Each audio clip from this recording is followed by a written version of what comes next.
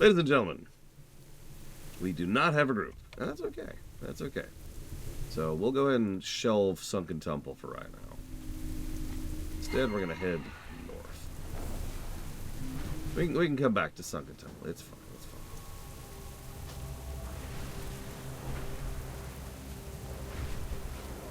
fine. After all, we've got Lobris coming up, too.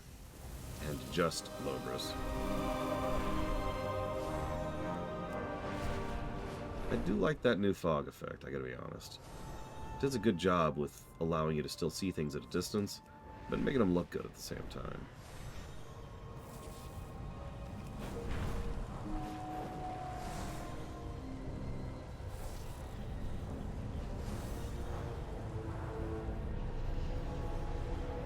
I will bother people and pester people when we have 5. At the moment, even if Lunarith comes, we still only have 4. Peace be with you.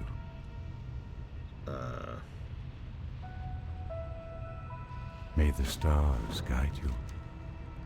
Okay. No preference, Kira White Noise. On any direction, really. But you do have to be time walking, yes. This tree, wow. That's 2 dungeon quests in this hub and no actual quests. That's strange.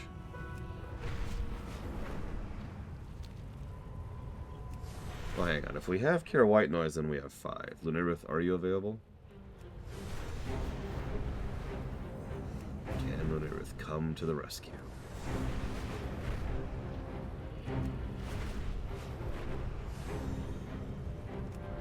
All eyes turn to her.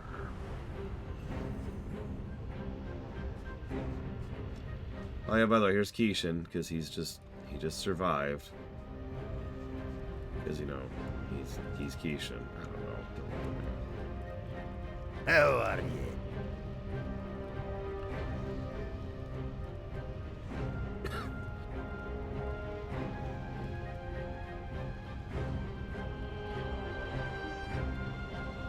Hey, good. Looking for a Hearthstone, actually. King's honor, friend.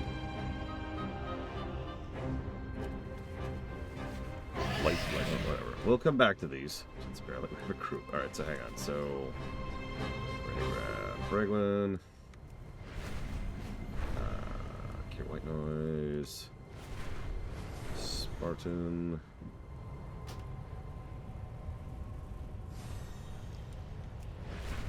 And I'll form the head. I don't know what that voice is, but I'm sticking with it. Yuck. You know, I like Kata, and Kata is such a breath of fresh air after Wrath, but I'm kind of ready to get on to the endgame Kata zones, you know? We won't do that today. Hopefully we'll get a couple dungeons done today and finish off Burning Steps. Okay, Spartan wants to heal. Linarith, you've got a DPS spec, right? If I'm remembering correctly. Because you're bringing your Druid, I assume, innate. I can tank, of course. I am on a monk, and I have a tank build set up. But I actually have no preference on the matter. Hey, Magister.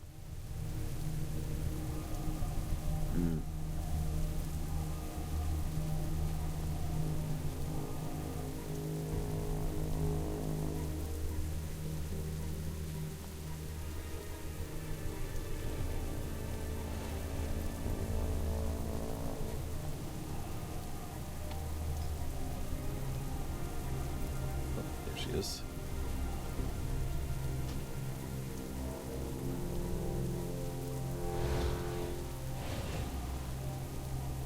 So Sunken Temple is a weird one.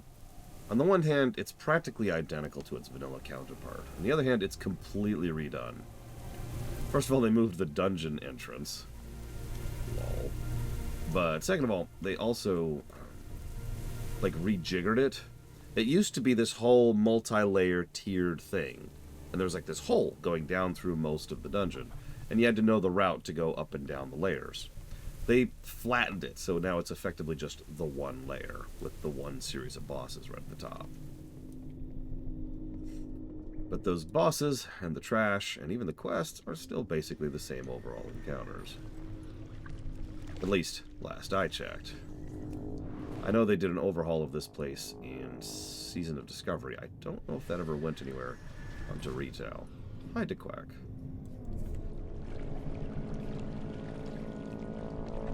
I like your hair, Lenareth.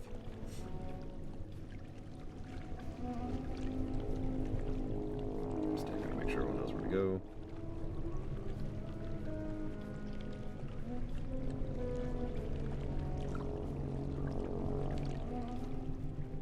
Yeah, if you look in the mini-map in the upper right there, you can kind of see what used to be involved in reaching the dungeon. It used to be a bit of a trip.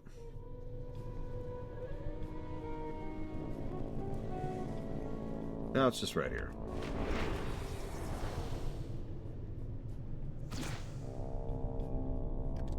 I just realized I'm probably tanking, so I should probably actually switch to tank. Oh yeah, this place was a labyrinth. I used to have this place memorized. I'm not sure I could actually navigate it. My faith in Marithra is unflagging. Hakar is known by many names. Some call him the Blood God, others simply refer to him as the Soul Player. Titles aside, he is an entity of enormous power with malicious intentions on our world. Yeah, this is back before they really even had figured out what Loa was. My flight discovered this temple early on and sank it beneath the Swamp of Sorrows. Unfortunately, we only seemed to aid the Atalai by ensuring their efforts to summon Hakar went on undisturbed. Many of the dragons tasked with guarding the temple have been corrupted, and the Soulfarer's presence grows with each passing day. I cannot stop them together. Alone. Together, though, we might be able to stop them. We live in interesting times. Do not sleep on the job. Unless I have it. Jamalan the Prophet, leader of the Atalai Hakari trolls, has obtained a small amount of Hakar the Soulflayer's blood. They're injecting it into green dragons to use their bodies to produce the massive quantities of blood necessary to summon Hakar into our world. We cannot allow this to come to pass. Slaughter Jamalan and his priests before they get any further. The Hakar blood the Atalai have been injecting into the green dragons has devastating effect on the dragons themselves. It appears these dragons, the former jailers of the Atalai, have been corrupted by its presence and become creatures of nightmare, back when that wasn't codified either. Aranicus, Ysera's primary consort and lead watcher over the temple, was infused with the largest quantities of blood and has become twisted beyond imagination. Hakar. The mere mention of the Soulflayer's name will send many running. We've actually already defeated him. In the sanctum of the fallen god, the Atalai have recovered a significant portion of his skeleton and seek to restore him to life. Already his children have begun to show up in the area. Okay. Yeah, they were treating him like he was just some kind of alien power, because again, they hadn't decided what he was yet.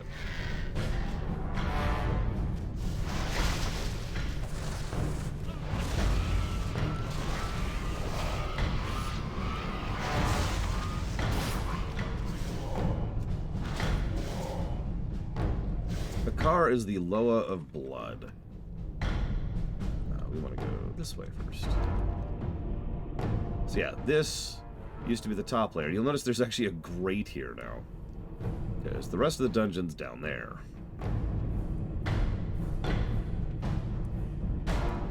Why does he take the form of a serpent?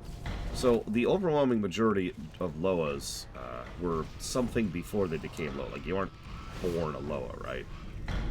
So he happened to be a wind serpent, that is actually his specific form. And while being said wind serpent, just checking your numbers here. Excuse me.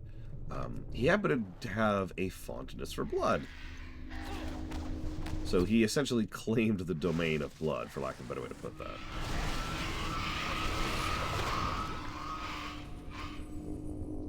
So what is the connection between Zulaman and this? None whatsoever. However, what is the connection between Zul'Gurub and this? Well, it's substantial. So back in vanilla, the way this worked out. The way this worked out was you would get a quest chain, several quests in Stranglethorn Valley, which would reference the Blood Loa Hakar. Not much, but just a little bit of establishment. Then when you got to the Swamp of Sorrows, there would be several quests with the Green Dragons, and they'd talk about the Sunken Temple. As you move through the Sunken Temple, you would find out that, oh my god, the Green Dragons have been here because they're trying to keep this guy named Hakar, this alien creature, hidden away and locked away. At the result of one of the quests here, which we're actually going to be doing the Kata version of that quest, you would get an egg which contained Hakar's essence, and you would take it to someone over in Tanarus, who would be like, don't worry, I'll make sure this never gets out. Wink. And then when the actual Zul'Gurub raid went live, we found out that that person, and I know, try to be shocked, was not actually completely all above board. I know, it's insane to think about. And they actually took that and used it in Zul'Gurub to resurrect Hakar for the Gurubashi.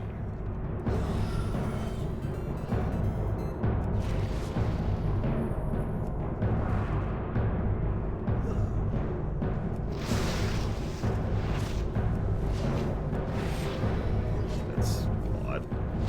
I'll accept that. Hey, offshore Twitch account. Thank you for the sub, as always. The soul. What? Was not ready. I was literally bowing. Oh my goodness. Join us. Oh my goodness. Okay, we're good. We're good. Everything's good. Everything's fine. Everything's fine. A lot of caster mobs. It's fine. It's fine. We're playing Warsong Gulch music because they didn't have a lot of dungeon music. It's fine, it's fine. Join us. Use mind control effect, it's fine, it's fine.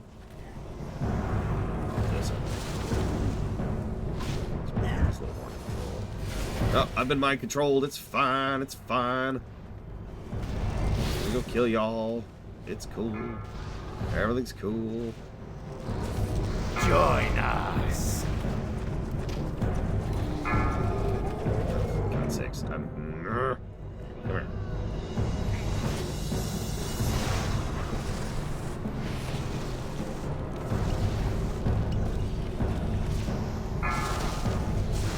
As a reminder, I'm sure Twitch again. Join us. Please let me know.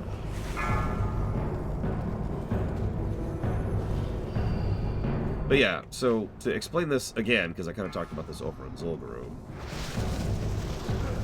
The idea is that the Shall live again. Yatal Hakai, that is to say, the Hakari, are a specific subset of the Gurubashi trolls. They're the ones who worshipped Har and remained loyal to him even after his death. So, excuse me. Simpsons hit and run.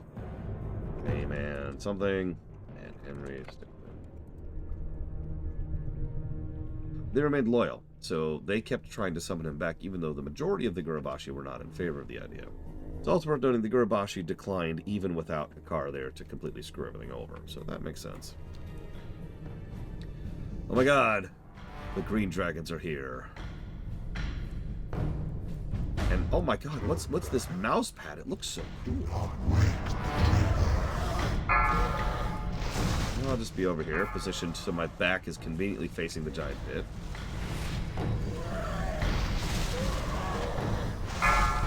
Oh no! Aw, I aimed wrong. I know, but I had to make the reference.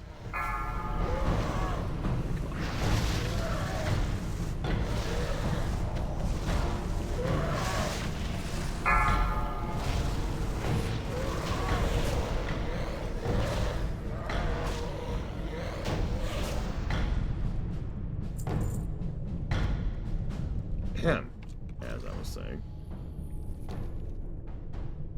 Let's try to overpull a little bit.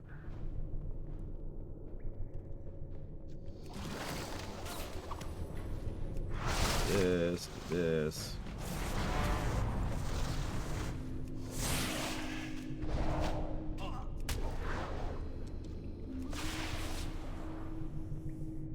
Hey, Trihexia. Back in vanilla, this fight here was the kind of fight that some people didn't even do in here because you actually needed an item which required a quest in order to summon it. And I know this is shocking, but in WoW Vanilla, not everyone actually did all the quests in the game. It was very strange.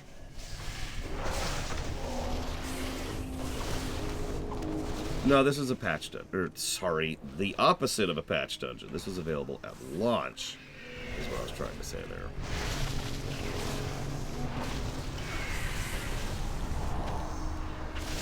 dagger's not even that high. It is.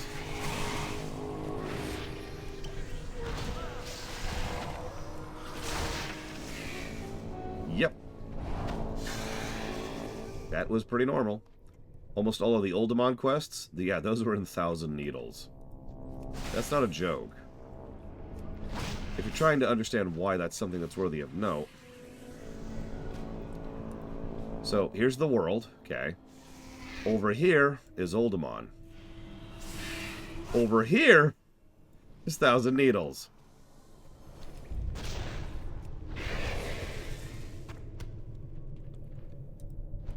Yeah.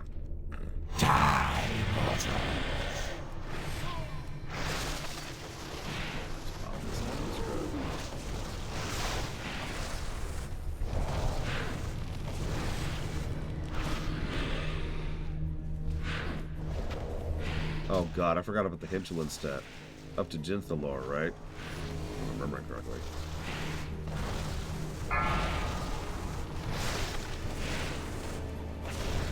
Now, allow me to say something that's going to make Uthor disagree with me forever.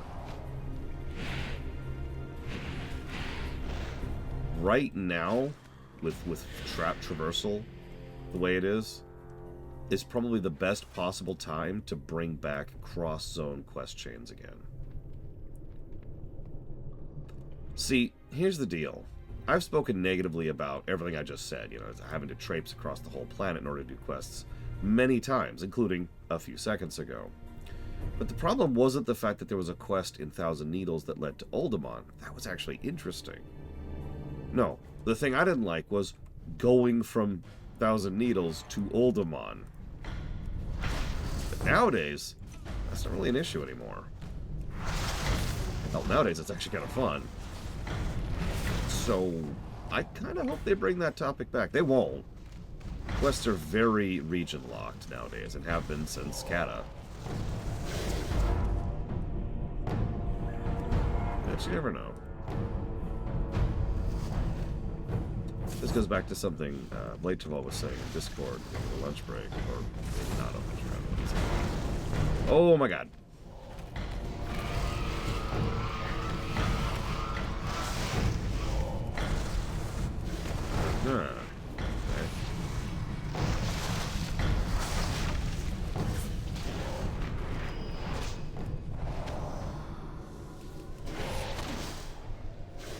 Okay. As I was trying to say, right. A lot of the way WoW approaches its story design is very contained, or at least in this era of WoW it is.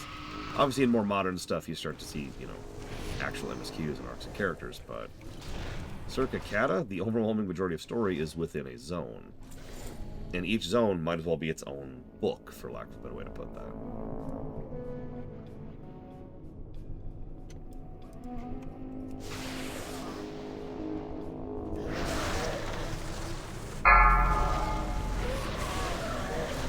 It's not super different from vanilla, it's worth noting. The majority... God damn, why am I losing Aggro to Lunera? She's just pulling. Can't keep up with her. Most vanilla quests were the same way, it's just there were occasional vanilla quest chains, which would go all over the place. Or you'd get the dungeon stuff, because dungeon quests were absolutely all over the place.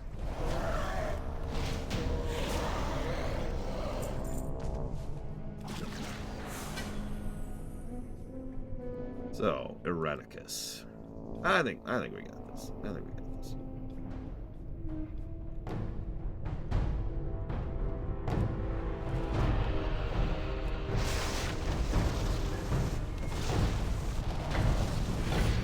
So any green dragons you haven't aggroed at this point will come charging in here because you just aggroed them. That's done. Oh, and I'm slept. I'm asleep. Yep. So, that sleep is dispellable. I am going to go ahead and point out that Spartan could have dispelled that on me, and chose not to. That's okay, I'm just pointing it out. The healer did not Esuna the tank.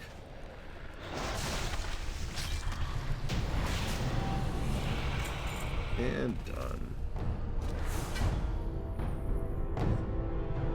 Yeah, Legion. I know you hate me talking about Legion. Legion's actually a pretty good example of a zone that does some decent stuff with its regionals while never really losing sight of the main quest. Like every zone we go into in Legion, we are there because of the MSQ. But each zone has its own very distinct internal arc. Everything going on with Odin, for example, or everything to do with the High Mountain and the Drogbar, the Nightmare, and of course the awesome Chain and Ashuna, which I won't even spoil, but there's actually, it's so good. I remain in service to the Green Dragonflight. Yeah. You only defeated Erraticus' Shade. This is most troubling. Let's hope his full form does not yet exist outside the temple. Only Ysera is stronger than him in our flight. Yeah, about that. We're able to defeat Jamalan. I need proof the deed is done. Excellent. I suspect without Jamalan's leadership, the trolls will fall to infighting, and Hakar will never set his eyes on our world again. You've successfully stopped Hakar, but I fear we're far from done. Italai transported most of the blood they produced to Zul'Gurub. I do not think there was ever meant to be the place of Hakar's arrival. It was merely a test to see if the blood was potent enough. Hakar can only be summoned in Zul'Gurub, and I fear we may be too late. Nah, we're good.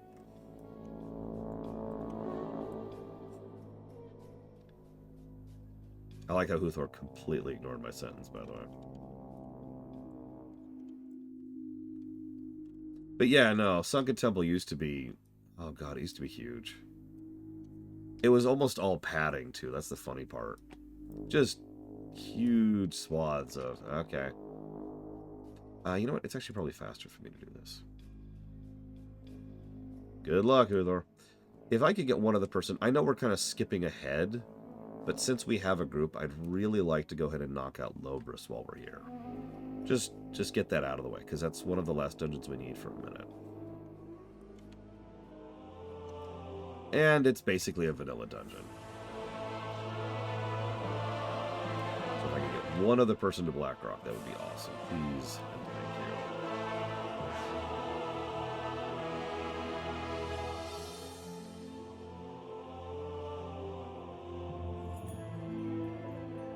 Yeah, the only real relevance... So, you're probably wondering why I'm doing Lobris now. Lobris is kind of the conclusion of the Burning Steps arc. I mentioned the Dark Horde. The problem is they don't really do much with the Dark Horde. The Dark Horde, you know, they attacked Elwyn Forest as part of the new tutorial zone. Boop, boop, boop, boop. And then they're in the Burning Steps. You'll see us there. And then they're in Lobris. And that's it. That really is it, as of this point in time.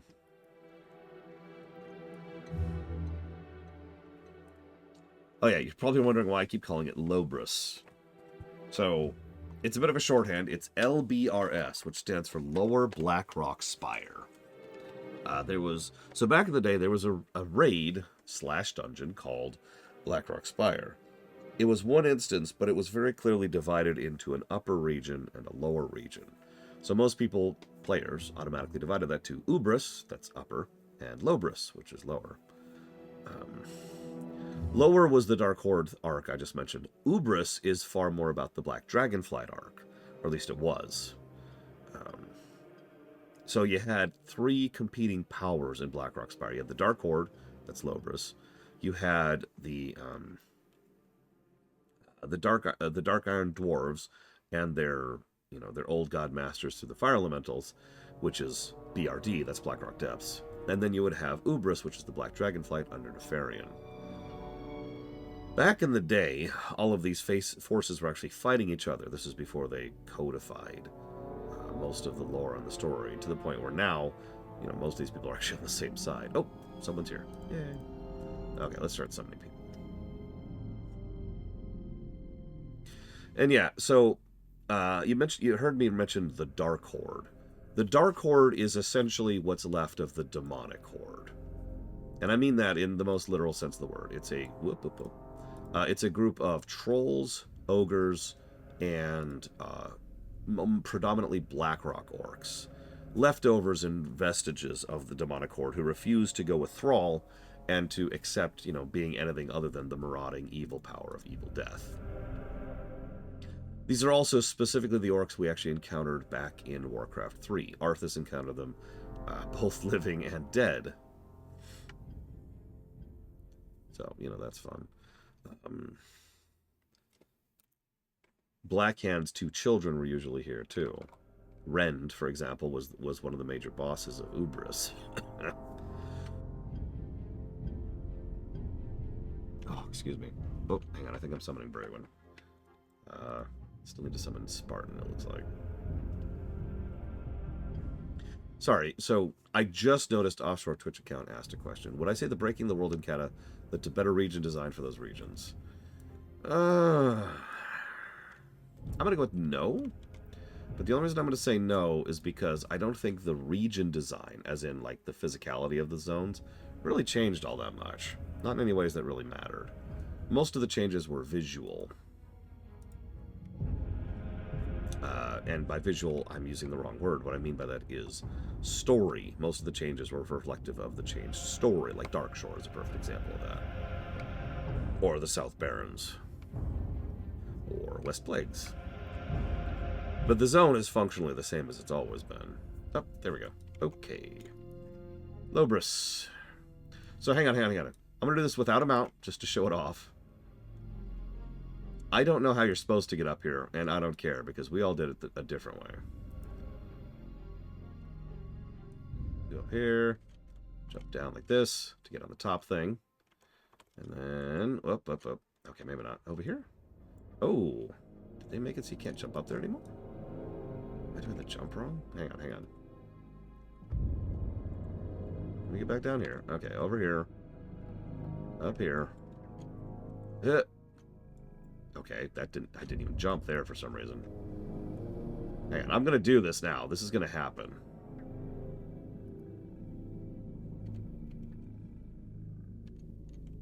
So we come over here, kill the rare, because of course there's a rare. Go away.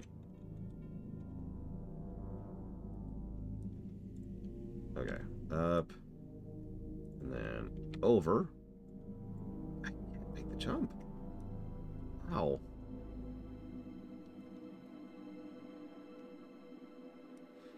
Huh. Well, anyways, then you jump up here. And over here. And this way you'd bypass the whole route up. I didn't know for the longest time there was another route up. This is the only route I used to get up here.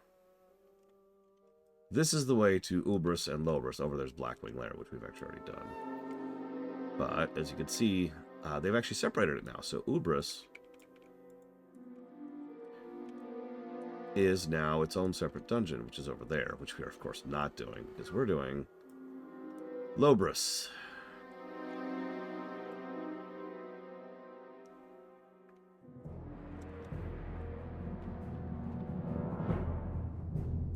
I actually have a quest for here. That's hysterical.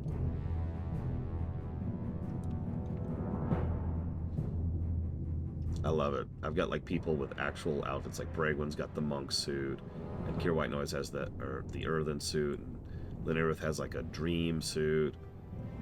Back there, Spartan has a suit from Legion, and me, I'm in my BC gear. Hell yeah, brother.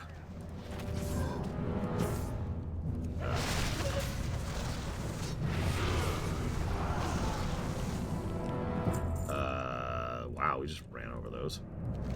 Do not be alarmed. I am not as I appear. My name is Acridistras, although you may call me Acride. My queen sent me here to stop Nefarian, and I will not rest until my task is complete. However, there are other foes guarding this lair I cannot take alone.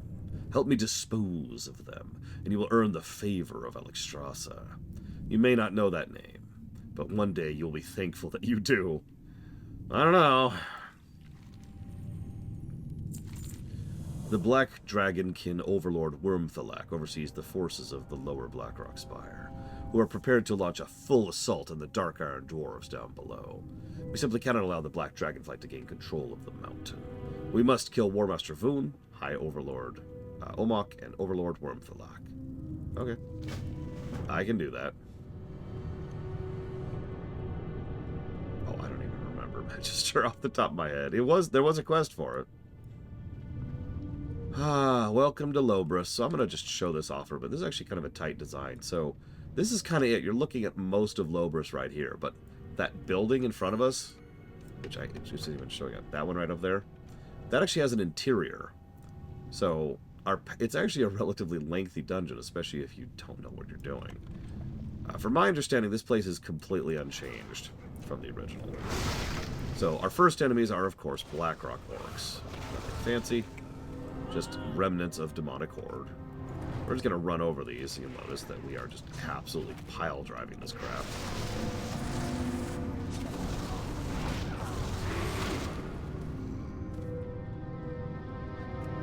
Lobris was never particularly hard, so this doesn't bother me too much.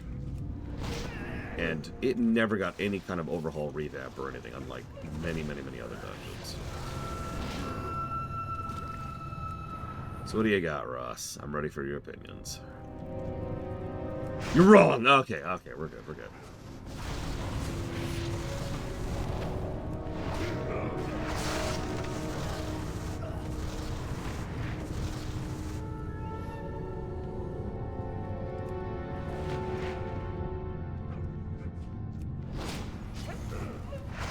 So there's one of the quest givers right there. He's still roaming around. He doesn't even give any quests anymore. He's just there, roaming. So first we're going to fight the Spirestone ogres. Again, some of the leftovers of the ogre forces from the demonic horde. I don't know why I keep emphasizing that. I apologize. I guess I just find it interesting because this is one of the very, very, very few attempts they ever made to try and actually follow through on the events of Warcraft 2 so directly. Okay, nope, I can roll with that. I can roll with that. Oh, god damn it, I got hexed. I got hexed. That would be another circumstance where it would have been good to dispel your tank, by the way. Oh my god! We need to get you decursive, Spartan.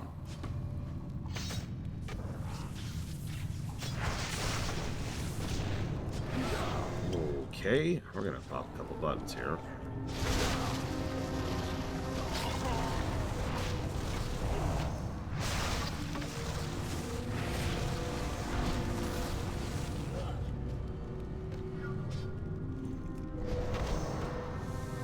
Oh my god.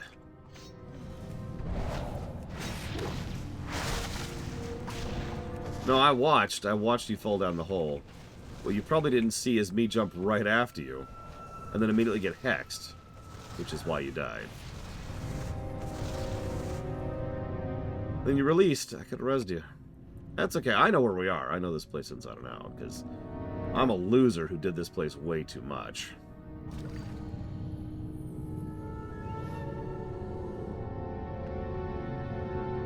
Of course, now you're dead again, and that sucks. Okay, let's start working our way back up. And we got no healer, so this should be interesting.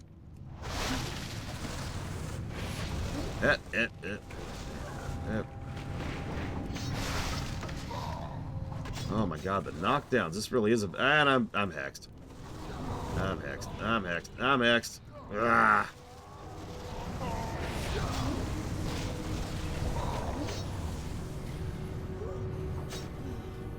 So let's see. Nog has the best character arc in DS9.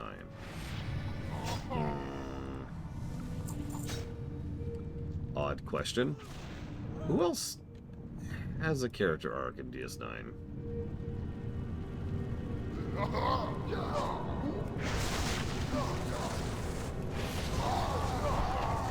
I suppose I can make an argument for Cisco and, ironically, Ducat. Although that's a bad character arc, but it's still an arc. It still counts.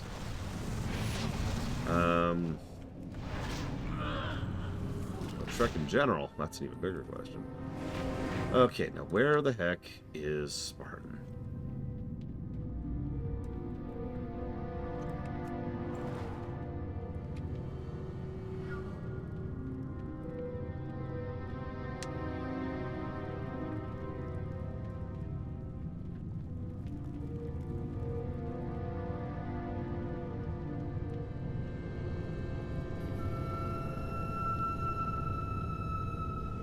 I'm not seeing any corpses. I also notice you're a ghost, which means you're outside the dungeon. It might quite literally be faster to just take the spirit res.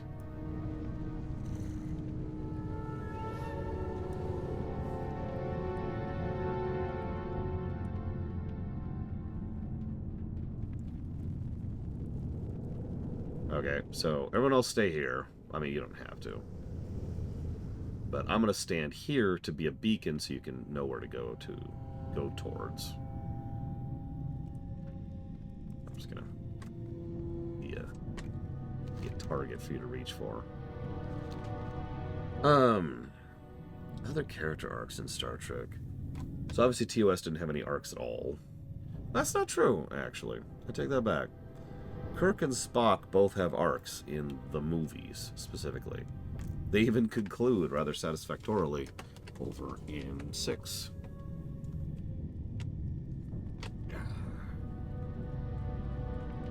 So they moved to TNG. Arguably everyone had an arc to some extent or another in TNG.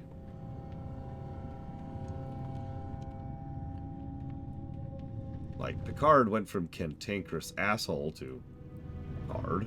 Riker went from, I'm pretending to be Kirk, to Riker.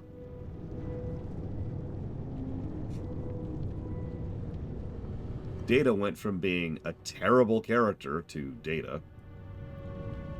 Not only be that way, Data was awful in Season 1. And that's fresh on my mind. That was last year I went back through Season 1. Good lord. Barclay's a big one, too. Yep.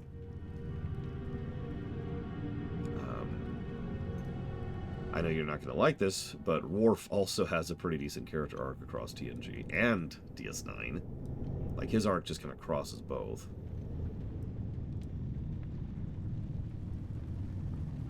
Okay, so, ogres.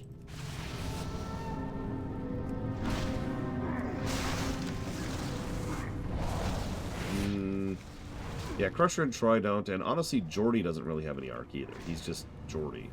Which is fine. There is nothing wrong with a character who has good characterization and an absence of an arc. It's actually semi-common.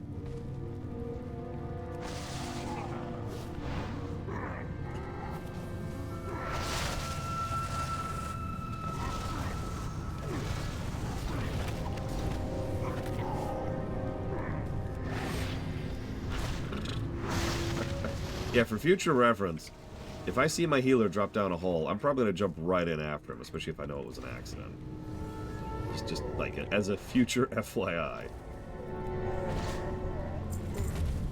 You see, I'm a good tank.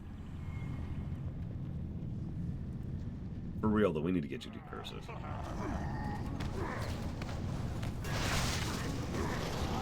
Let's see. Then we move on to Voyager.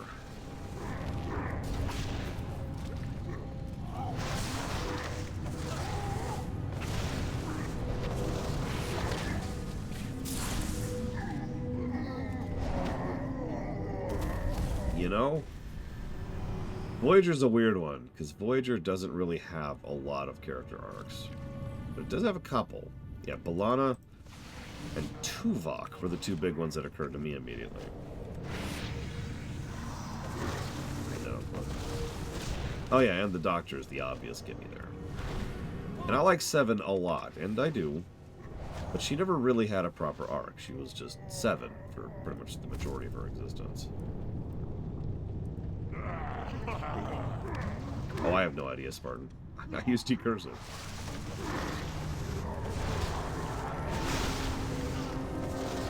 I suppose you could argue Kess has an arc. It's actually hard to argue against.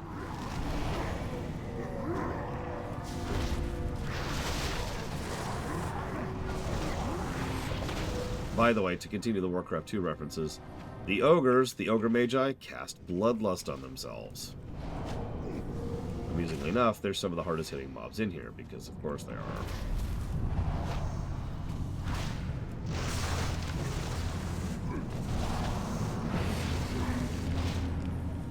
Neelix stopped being annoying, but I don't think that counts as an arc. Tom... See, Tom's kind of like Harry. You could argue that he ends in a different place where he begins, But in both cases, there's just kind of this weird chunk in their character. You know what I mean? Like, there's actually an episode, if you remember, where Harry actually wakes up one day and says, you know, I decided today to have a character arc. He doesn't say that literally, but that is very close to what he actually says in character. It's like, yeah, I woke up today and I decided to move on. I got the head. Do I need the pike? Yeah, that's actually a good question. I'm not sure. Let me go check. Spartan, if you can hear me, Fife says it's called Remove Corruption. Up against the wall near the rope bridge. Right. I know what you're talking about. Yeah, so Enterprise. T'Pol very much had an arc. Frankly, so did Tucker, in pretty much the same direction. Archer was probably supposed to have an arc. I didn't see anything as we were passing. Mouse around over here. Yeah, I don't see anything. Reed? No. Travis? Who's that?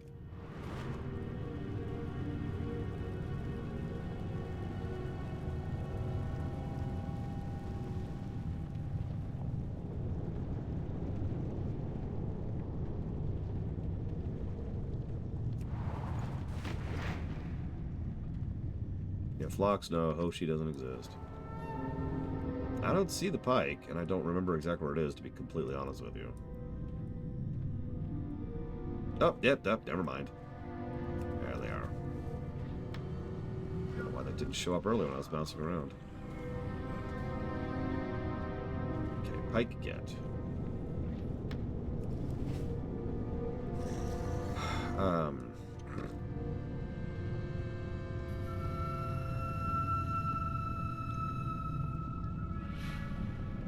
So of all of those,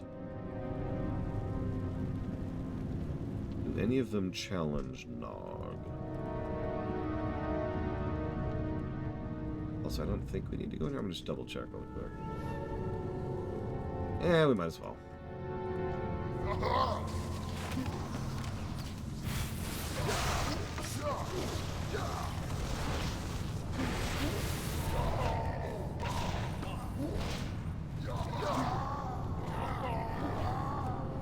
There be danger.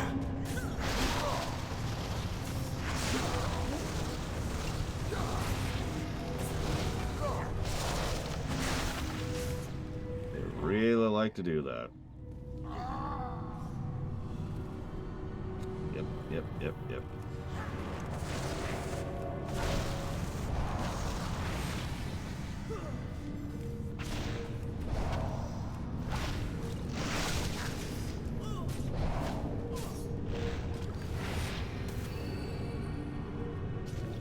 Yeah, pretty much, Uthor.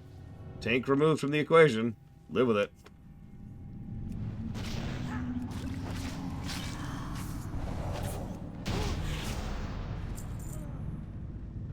Yeah, a lot of these bosses had abilities in only the most technical sense of the word.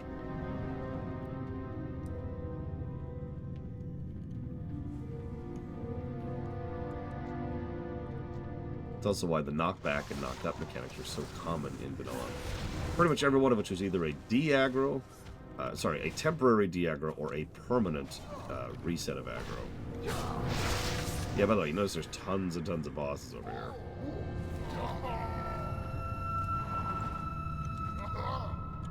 Anyways, trolls. So we fought the ogres. I always like to think that the trolls here, this is 100% headcanon. We're rather upset about the fact that, you know, they lost out on back when the trolls were the top dogs of the entire world, and so they longed for the glory days, and the only time they ever came close to that was when they were with the demonic horde. Decursive. And yeah, Fife just spelled it.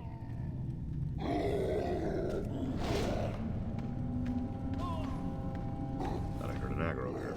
Whatever.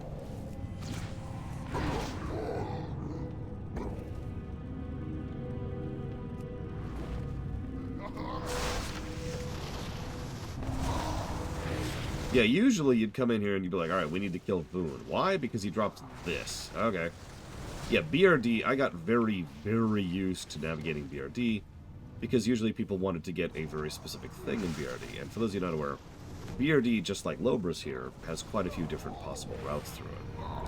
Oh, and if you're paying attention, this architecture doesn't look particularly orcish or demonic hordish. That's because it isn't. This is dwarven architecture.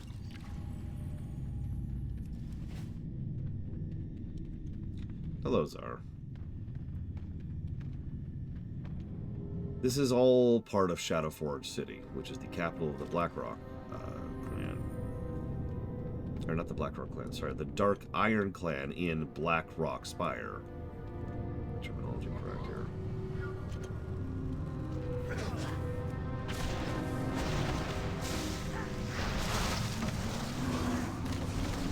Hey, look at me.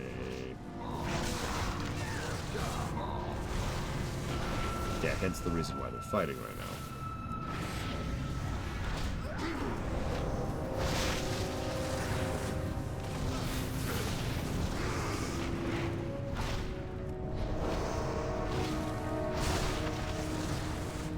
I hate tanking range bomb, I'll tell you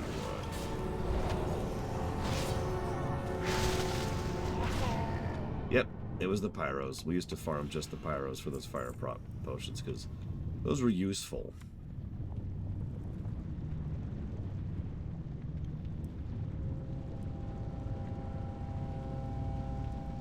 Back when elemental damage was a much bigger thing. And, well, there were 2 entire raids pretty much devoted towards doing fire damage. It's one of the reasons that Blizzard gave us so many new options with the Silithus patch to suddenly resist nature gears, because there wasn't really a lot of nature damage in vanilla until, you know, Encourage. And it's like, oh, yeah, right, here you go. We have lost Spartan. Spartan is dead. Spartan is not releasing because he's smart. He knows better than that.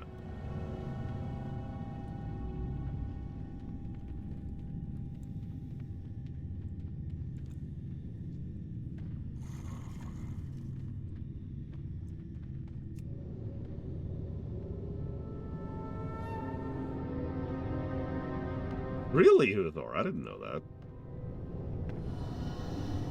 Must have sucked to be a hunter for that.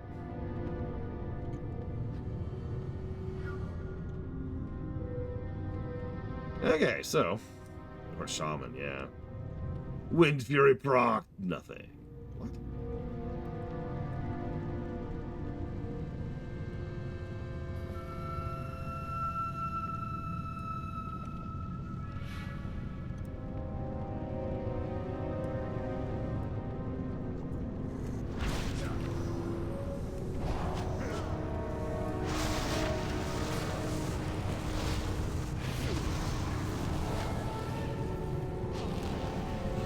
Oh my god. Oh my god. Bad time for a cop attack. Oh, bad time for a cop attack. Oh, Jesus. Oh.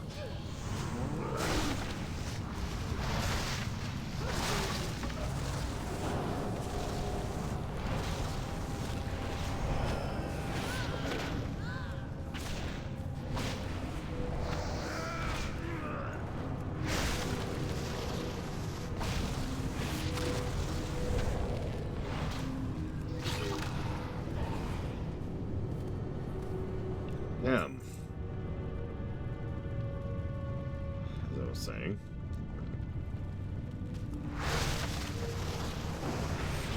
One of the things I actually really hated is just taking this place in vanilla is even worse than it is now, because these are all casters, and you did not have that many abilities to lock down casters back in the day. I know what you're thinking. You're thinking, so what did you do? CC'd.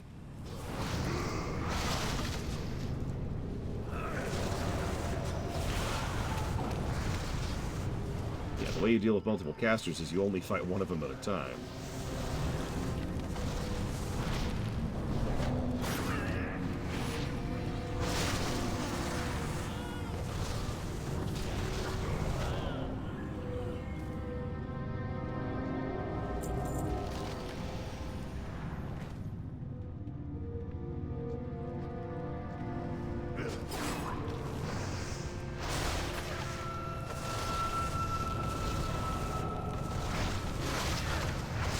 Oh, I just got an opportunity to do a sponsored stream.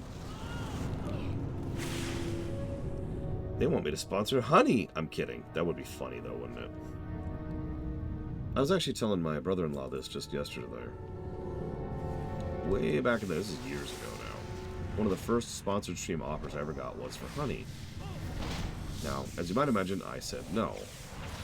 Now, I didn't know that honey was a colossal scam back then. Of course I didn't. How could I? I knew nothing about it.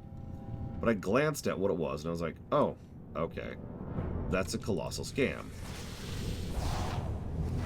Don't use honey, by the way, for real. It is a colossal scam.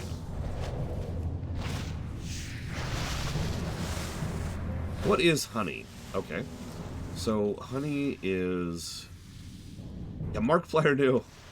So here's how it works, in very, very simplicity. If it wasn't for a scam, I still would have said no, which was gonna lead me to my point, but I'll get to that in a minute.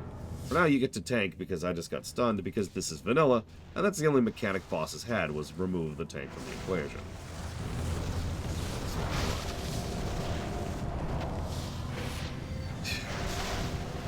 Oh no, honey was a huge red flag, even from day one. So what they kept saying honey was, oh my god, it's totally, like, free money. Like, it just finds you the best coupons while you're browsing online, and it gives you that, and it's totally great, and it's awesome.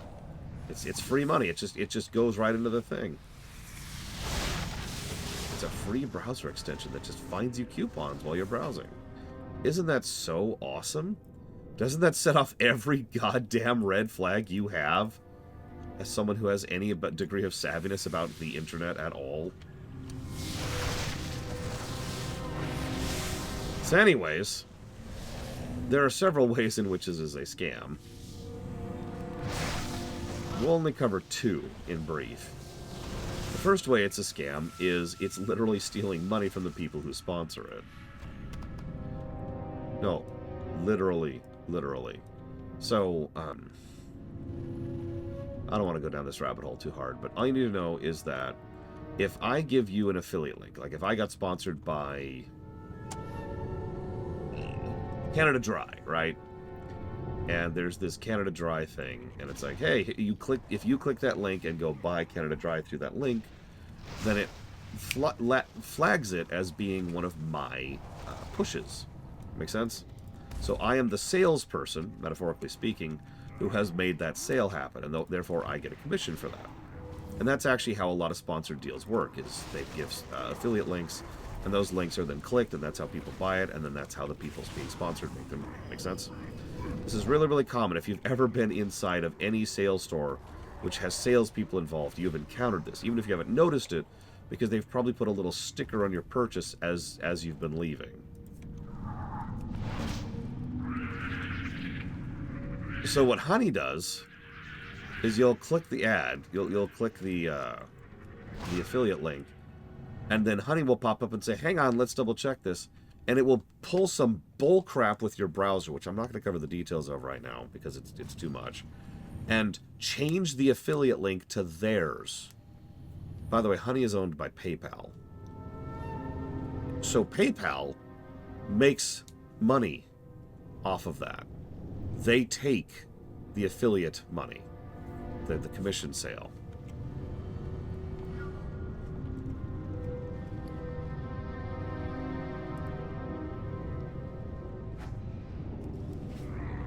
Oh, jeez. Yeah, it's pretty scummy. But, I mean, that's only the scummy to the sponsors. Nobody cares about the sponsors, right?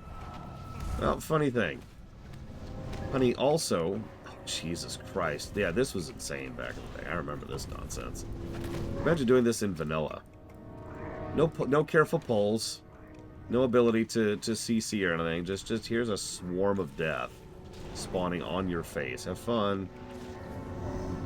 These are ogres. These hurt.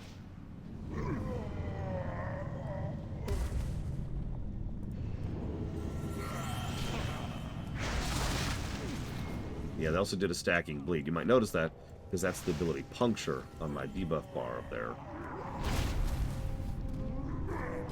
Anyways, so the next thing they do they're actually paid by the... Oh, here's the boss. Okay, so companies pay them in order to then show their coupons on websites.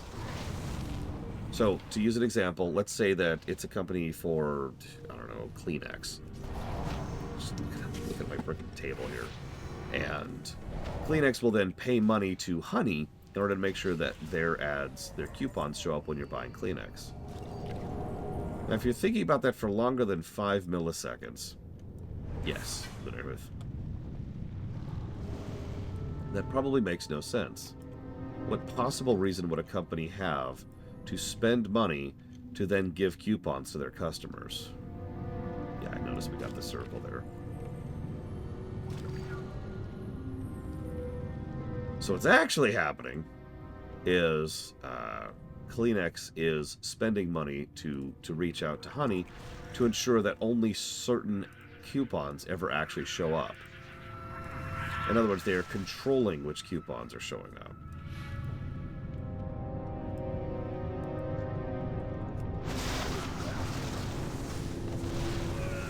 Now, if you don't understand the significance of that, allow me to tell you the sales pitch of Honey.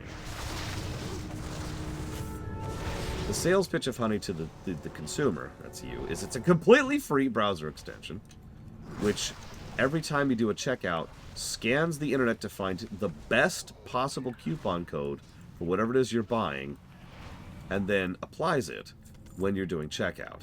That's the sales pitch. That's what they want. That's what they're trying to sell you on. But the companies are paying them to ensure that they control which coupons actually show up. So they're stealing from their affiliates, pocketing the extra money themselves, tons of other adware, spyware stuff I'm just going to walk over for a second. And of course, most importantly of all, it doesn't even do the basic thing it's supposed to do.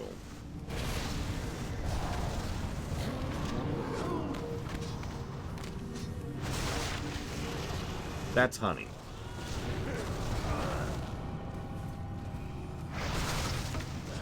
Stunned. Stunned. Oh my god. Stunned again. Oh, no, that's rude. Ah!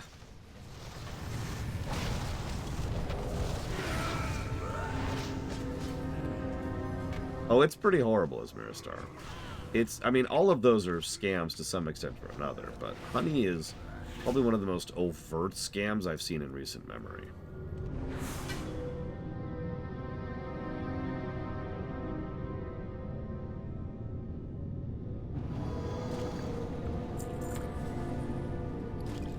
Does anyone want the warg pet? Yeah, you don't get a coupon, Yura. It'll tell you it's looking for a coupon, or it'll tell you it's applying a coupon. It is lying to you. You do not actually get a coupon.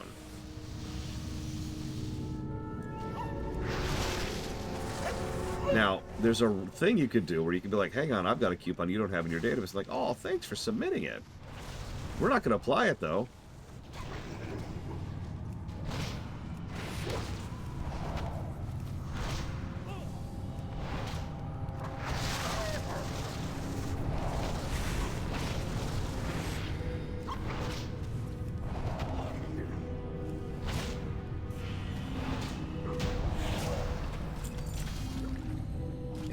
There's his hubby. Her hubby?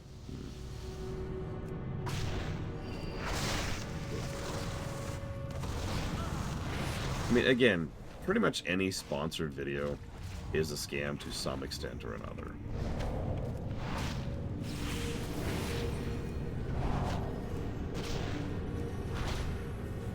I will admit, in the interest of total honesty, that I've gotten to the point where my opinion of YouTubers who take sponsored deals is just very, very slowly going down.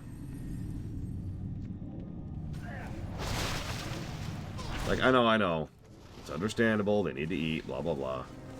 Problem is, the actual sponsors themselves are legitimately getting worse and worse over time.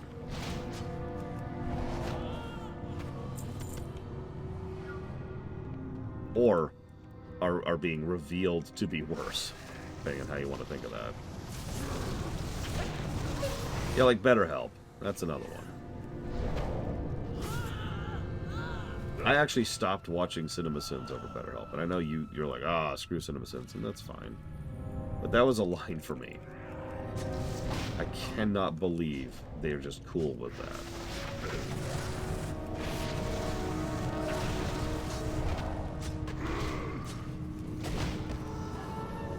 Like, I think that's what bothers me the most about it in the back of my mind is, okay, you need to eat.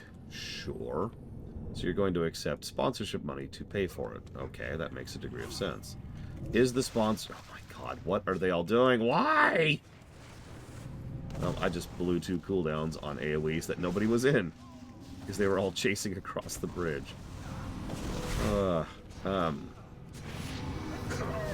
yeah, no, like some sponsors are just overpriced. Which is arguably not actually a scam at that point. It's just overpriced, so sure, whatever.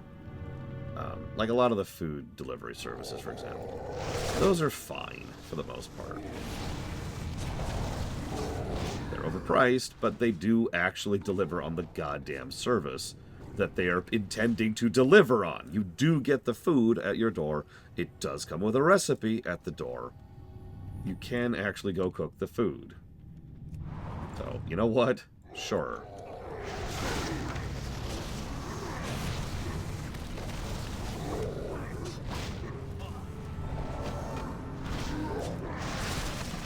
Oh yeah, like Manscaped. It's like, sure.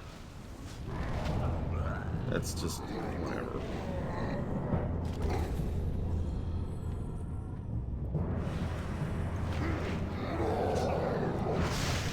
Honestly, I kind of wish there was a better? I don't know how to put that version of, HelloFresh or any of the food delivery services. Oh, hey, final boss. Oh my god, spoiler alert, it's actually a black dragon. For real, this was actually a big spoiler back in the day. Because it's like, all of this has been, like even down here, there's an ogre, a troll, and an orc in the same trash pack. But now, at the end, is a black dragon. See, no, that's the thing that gets to me, Yura. Because if we think about this logically for 1 second, there are only 2 possibilities for someone taking a sponsored deal that's scummy, like BetterHelp or Honey, right? Possibility number 1, they don't care that it's scam. They have washed their hands of it and they say, I don't care that this is something that is a scam, or worse, like BetterHelp.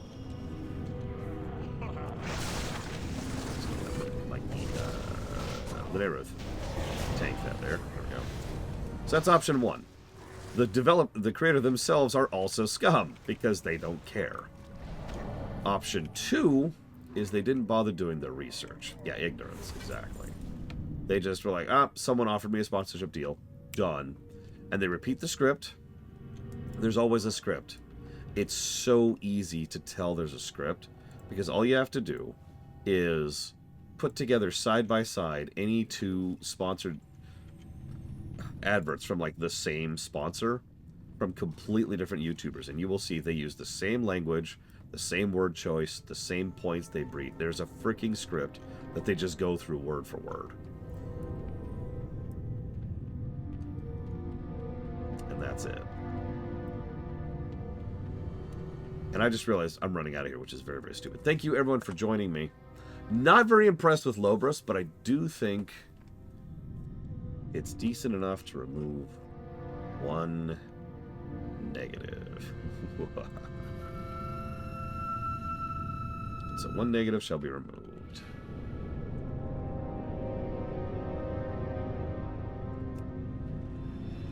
Not that I'm aware of, Trahexia.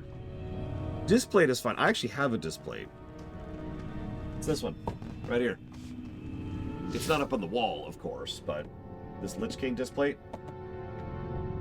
I'm not sponsoring Displate, nor am I sponsored by Displate. I just bought that because it was cool. Another one I don't mind is World Anvil. They're not great, I think, is the best way I could put that. But that still puts them ahead of the pack when it comes to most of them, right?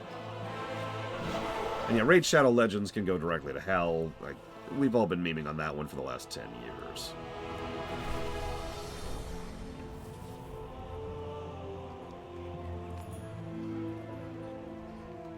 Cheesed here. Why can I see you stealthed? That's what? Yeah, World Anvil's harmless. It's not a great system. It requires a subscription fee. Like, they're definitely trying to nickel and dime you, is what I would say about World Anvil. So be cautious about that if you want to use them. But at the end of the day, once again, they are at least an actual service, which is actually giving you the service that they're advertising. So you know what? Sure. I'll let that one slide. See you around.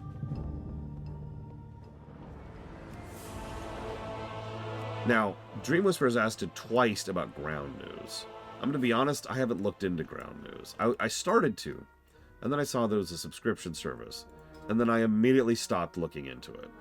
Like, on the spot, just instantly. I didn't feel like going past that point, to be honest with you.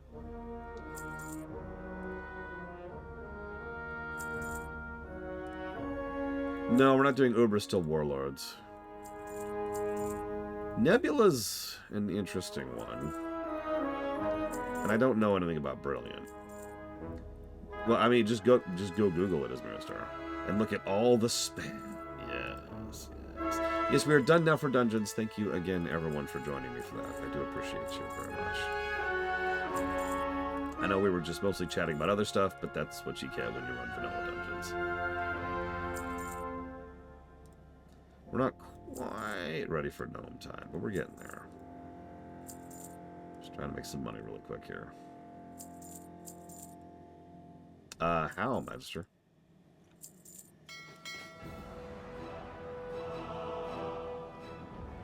That would be pretty awful, Czar, but to my knowledge, they don't do that.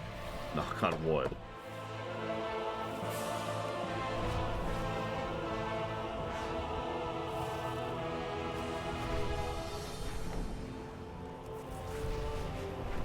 We are going to do the Burning Steps. The good news is we're pretty much right here. Actually, lined that up correctly. Yeah, but there's Blackrock Spire. That used to be a valley, by the way. Yep, who's ready for Keyshawn, the meme vehicle?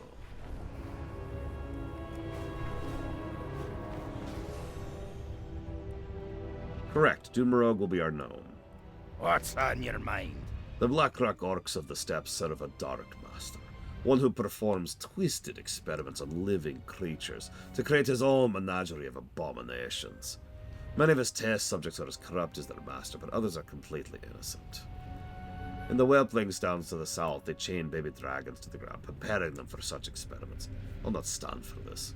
Break their fetters and return the halflings to me. For safety. Watch your back. How the hell, Lunaruth? Greetings. Zynjin, is that you? I thought you were dead! No, you were always strong, even back then in Red Ridge. Yeah, remember, this is a level 50 plus zone, and Red Ridge is a level 20, well, more like 15 zone. So, it's been a minute. Our fight's not over, Zynjin. They already attacked our homeland once. I'm here to make sure it doesn't happen again. If you can still fight like you did back in the day, then join me. Start by slaying the Whelpers and their hatchling black dragons. It'll be just like old times. Be careful. Okay. Let's stop being a tank for a second.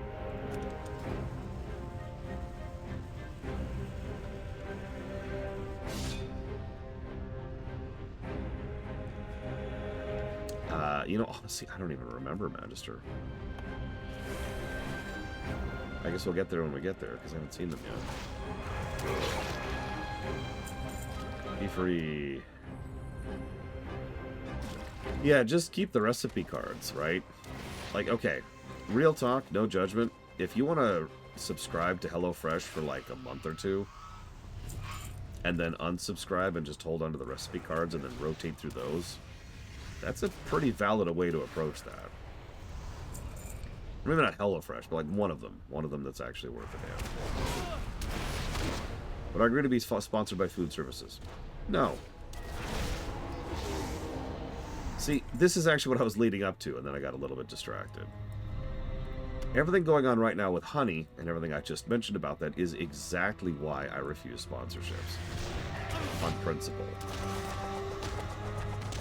There are simply too many people out there, YouTubers primarily, who just do not either care about the fact that they're being sponsored by someone horrible, or are unaware of it because they didn't bother to do their due diligence, which also kind of lines up under don't care. In other words, they're lying through their teeth at you. Now, this is mostly a thing for the really big YouTubers. The kind of people that, frankly, most people in chat don't even watch.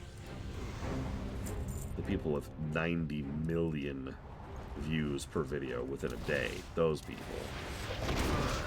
But still, what it boils down to is people that a lot of people listen to lying through their teeth trying to sponsor something. And if that sounds familiar, then congratulations. You're familiar with the typical career path of an average sports retiree.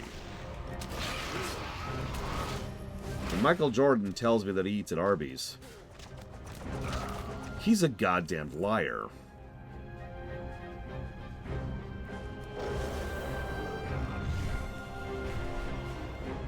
You know what I mean?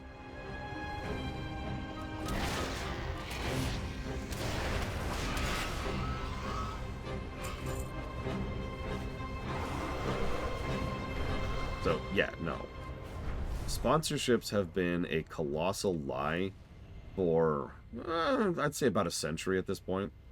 Going all the way back to when doctors and dentists and all that would recommend certain specific products because it comes doctor recommended. It was always a lie. It was always bullcrap. Now, the question has always been, and I'm sure someone right now is either in the middle of typing it or is in the middle of thinking it, well, what if it was someone you actually do legitimately sponsor? That's a valid question, but let me ask you a counter question. How do you know that? How do you know that I actually use such and such product, or play such and such game, or use such and such service? I can tell you about it. I can tell you I use it. Because they all do. I actually know a rather large challenge runner who does challenge runs of 4X games like Democracy and CK and EU4, right? And he constantly is plugged by this really, really garbage mobile strategy game, which is one of those fake strategy games where there's no actual strategy involved. Instead, you just buy upgrades in a sequential line and then go PvP with people. And he's like, I play this all the time, and it's one of my favorite games to play on my phone. Bull crap. You lying sack of crap. Bull. So, for that reason alone, even if I was like, I totally actually use insert product here, there's no way you would ever know that I actually do use it or not, because you would only have my word to go by. Interest you on a pint? Off with you. Oh yeah, War Thunder, that's actually a great example of that. I totally play War Thunder. No, you don't. Do not give me that garbage. Very good. I can return these dragons to their kind. Let me take care of them. As you wish, just make sure they don't come to no harm. Hello, little whelplings. Scritch, scritch, scritch. See, that's the thing. I don't mind telling you that I use such and such or whatchafig when I do, and I'm not being sponsored by it.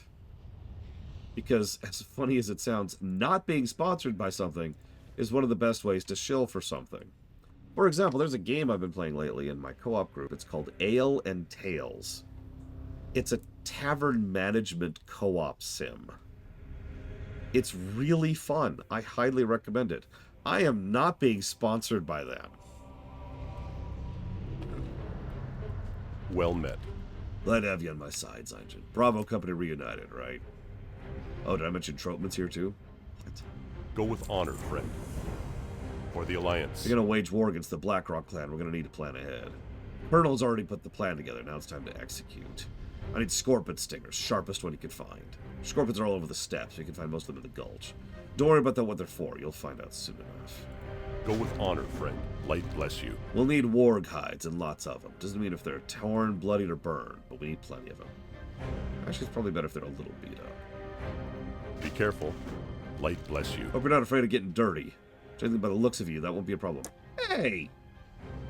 To the north, the lava's edge, you'll need piles of dark mud. I need it. It'd be best if you didn't ask questions and focus your efforts on following orders. I am not that kind of guy. The game in question is Ale and Tail Tavern. Just came out this month, actually. Oh, shut up. Shut up. Shut up. Jesus Christ. Sorry about that. I was just pulling up the page and it autoplayed. Damn. I hate that crap. I have another one for you, which is our other co-op game of the moment. Trine 4 and Trine 5. Huge recommend. Great games. Not sponsored by. Also Core Keeper, which is our other big co-op game of the moment.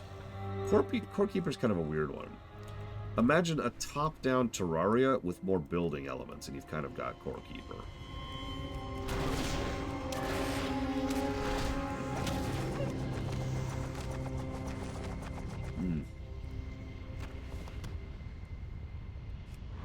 That's our 3 co-op games right now.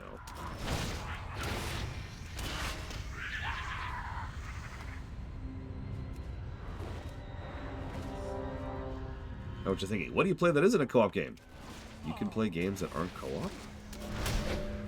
Why would you do that?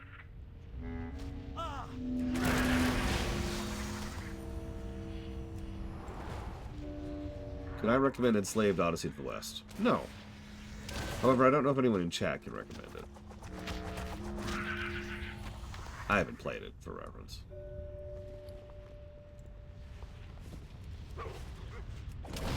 I noticed that too. I have no idea who they're... Whoa, that was literally the wrong button.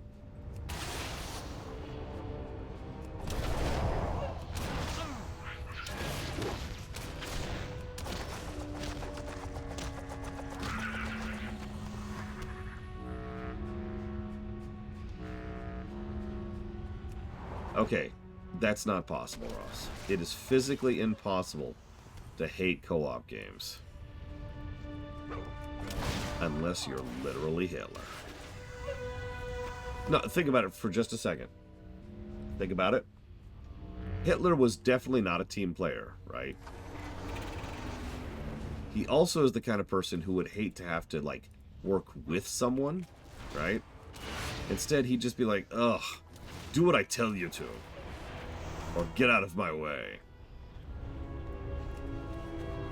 He also was kind of misanthropic, so, you know, he just kind of hated interacting with other people on that kind of level in general, so... That I would believe for us. That's probably not Hitler levels. Hang on, let me double check. Yes, not Hitler. Okay, we're good.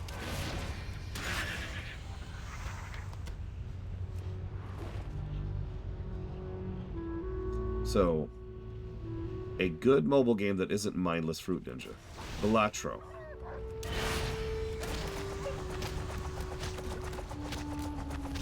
Oh man, I lucked out. I found a friend who's really interested in co-op games, and so I've been playing games with him for the last 25 years.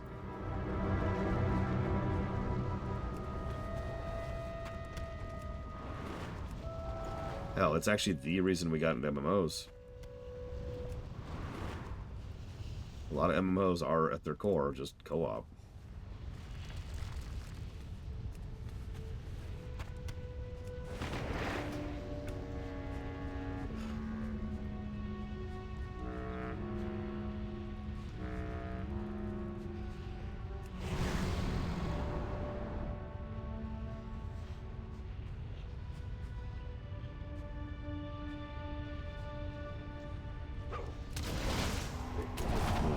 When did RuneScape come out? I know I skipped out on RuneScape when it was new.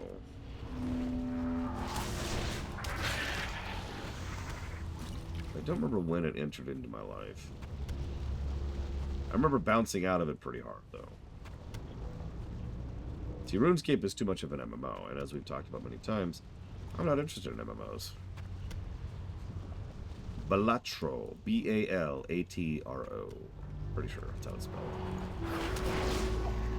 It's one of those games that's hard to recommend. I was actually literally talking about it to my brother-in-law just last night. If I told you it was a roguelike poker game, then I have failed at describing the game to you. So instead I'm just going to say, just look into it and see if you like it.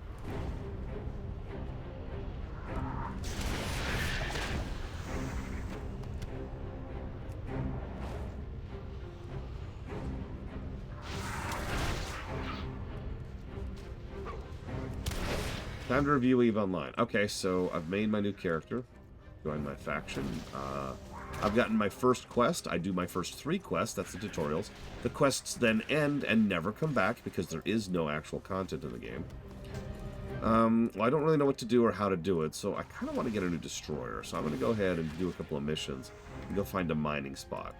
I leave the starter zone. I immediately get killed by some asshole who's just camping the spot to kill noobs like me for fun. I roll a new character. I do the entire process a second time. This time I managed to make it past there because he's either logged out or gone to bed for the night. Make it to the stop and then I start AFK mining for several hours.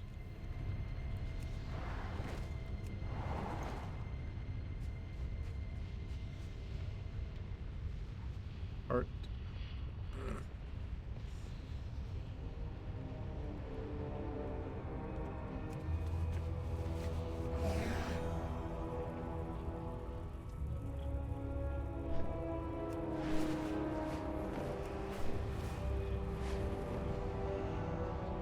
Need help?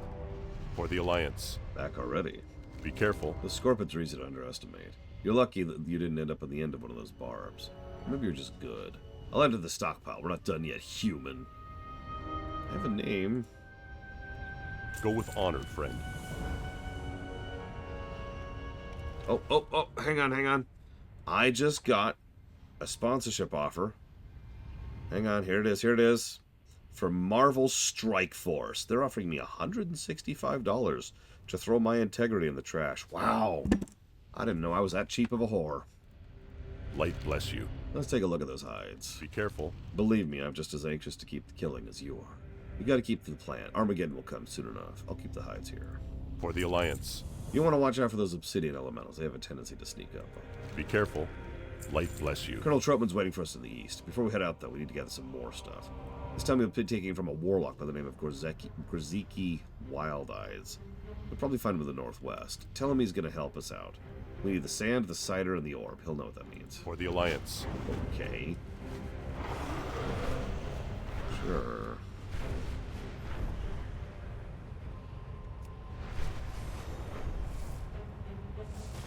Hi. I got the best deals anywhere. Who are you? Oh, Keishan sent you. Good. You mind sticking around a while? It's nothing big. I just want to kill some warlocks for me. Keep it real. Be good. Keishan said you had supplies. I got plenty of supplies. Problem is those warlocks kicked me out of my home and then I let me back in. You might be able to get in, though. Get in north. Grab some of my slumber sand, my fell slider cider, and a clear glass orb. Pretty sure that's what he wants. Oh, and if you happen to accidentally kill any of those orcs, I wouldn't be terribly upset. Have a good one. Keep it real. Nirgash the Shadow is the leader of those warlocks up north. He's the joik that kicked me out of my home. Well, they're all joiks, but he's the joikiest. If I'm ever going to move back in, Nirgash has got to go. Be good. You know, I don't even look anymore here. It's almost a relief. I don't even have to think about all that crap. I can just be like, yep, nope. It's a sponsorship deal, and therefore the answer is no. I do wonder sometimes what they expect of me. Well, hang on. Because I deleted that doesn't mean it's gone yet. You're a trash pile. What do you want from me? To sponsor Raid Shadow Marvel.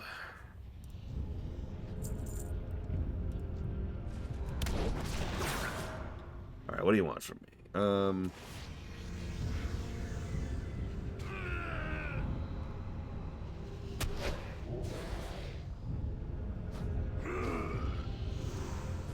Okay?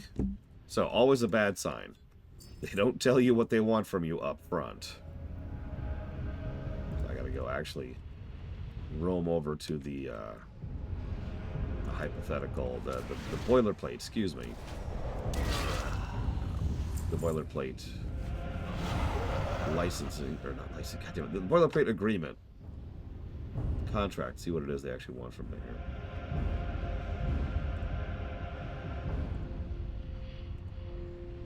What would it take for me to accept a sponsorship? $40 million. I will throw away my integrity and my career for $40 million.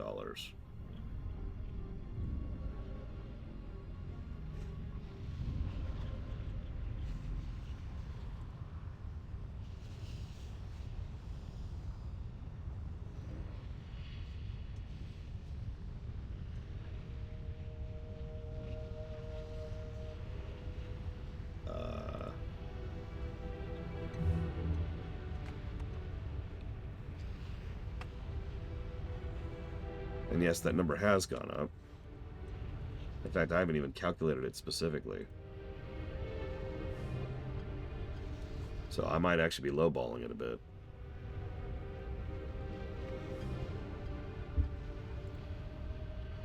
What about a reasonable sum of money being done? I actually answered that earlier, Claude.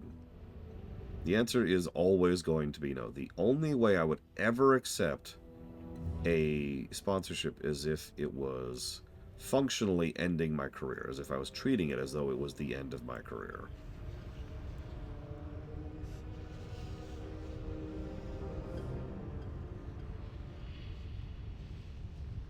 Wow, they do not want to tell me details on what they want from me. That is funny. I don't know. I don't know what the actual specific requirements are because they won't tell me.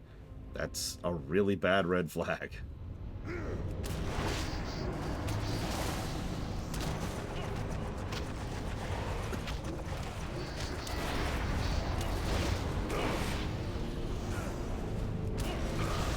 Now, I can tell you from experience what they probably want is they want me to stream the game in question. They want to stream it for X amount of hours across X amount of time. I need to be plugging it. I need to say certain things during it. I have to not say certain things during it. And I have to have an affiliate flag or affiliate tag, excuse me, for links, so you can click the link and then get it. And for everyone who clicks that link and then does that, I get an X amount of money from it on top of the 165.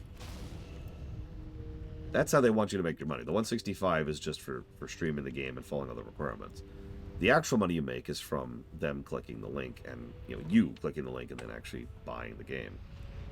Now, here's the funny part. There's requirements for that, too, and they always put a ceiling on that. In fact, I bet that was actually in the email. What do you want to bet? Yep. So the ceiling they put on that is $2,817. There you go. Time is money, friend. Have a good one. Keep it real. Oh, that's what Keisha was looking for. It's not doing me much good right now anyway. Be good. I suppose I'm done with you. I'll shoot those other warlocks out when I get up the courage. Hey, don't forget the supplies. Keep it real. Oh, no one would click it. None of you would ever click it, right? Of course you wouldn't. So, again, the only amount of money I would make from that is $165. Light be with you. Looks like you managed to deal with him. Go with honor, friend. Good. We can move on. Our war takes us east, away from Blackrock Mountain. For now. Light bless you. We're headed to the Chisel Grip, right in the center of the steppes. We'll rendezvous with the Thorian Brotherhood there, as well as Troutman. You familiar with the Brotherhood? The Dark Iron Dwarves have helped me out more than once. We may need their help again. Okay. Let's say we kill a few orcs while we travel. I'm getting a little restless. Be careful. I love killing orcs. So, fun fact. If you have a reasonable brain, you're probably wondering, why does Burning Steppes, which is entered from either the south or up southeast or the other southeast, why do its quests start over here on the west? The answer is because they thought of this zone in terms of how the zone would eventually be, regardless of nearby zones. In other words, Dreadmaw Rock, this is actually the finale of the zone right here. So you don't want to start on the right side, you want to start on the left side. Yeah, I know, it doesn't make that much sense either, but it is interesting to think about why they did it that way. One moment, I need to write down some things very quickly.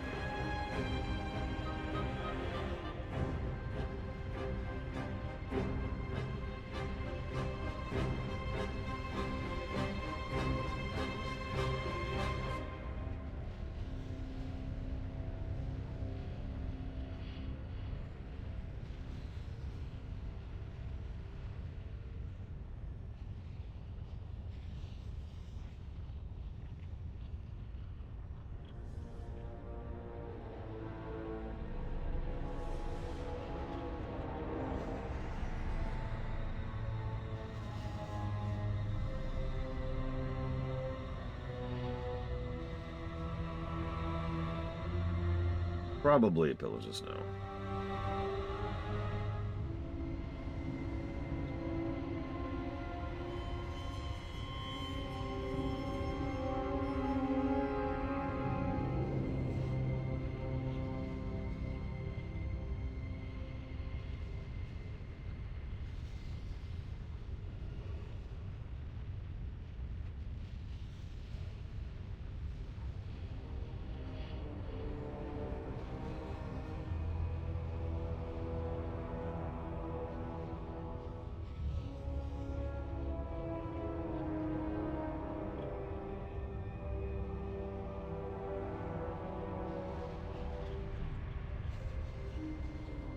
Oh, wow. No, it's... I don't know how the hell that YouTuber actually keeps himself in business, but then again, it's probably Patreon, right? Or direct donations like I do. I've said it before, I appreciate the money I get in Patreon a lot, and I appreciate the subs I get on Twitch a lot. But the majority of my income comes from direct donations. And that's been true for a while now. Speaking of which, thank you for the fact that I do in fact have a real job and continue to support myself based on playing silly little video games. I was actually one of the first people on Patreon. I got in at the ground floor. No joke.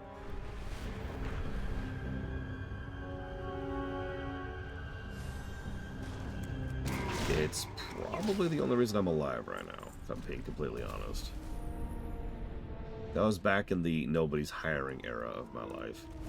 Not to be confused with every other era of my life, which is exactly identical.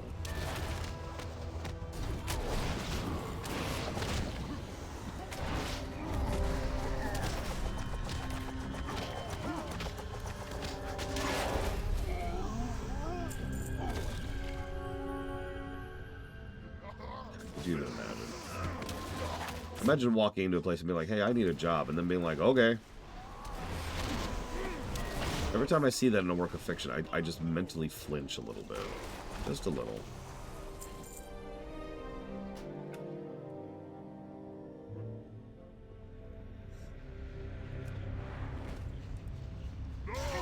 So because we're kind of doing this out of order, you see what I mean, right? Ogres, trolls, orcs.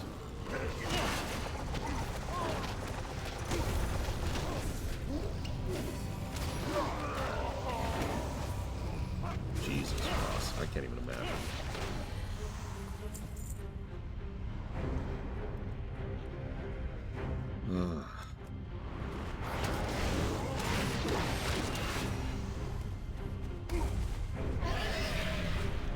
Yeah, very Warcraft 2-y buildings, which makes sense, given what these are and where these are from. So yeah, hey, check it out. This is a statue to Lothar, on the spot where Lothar died.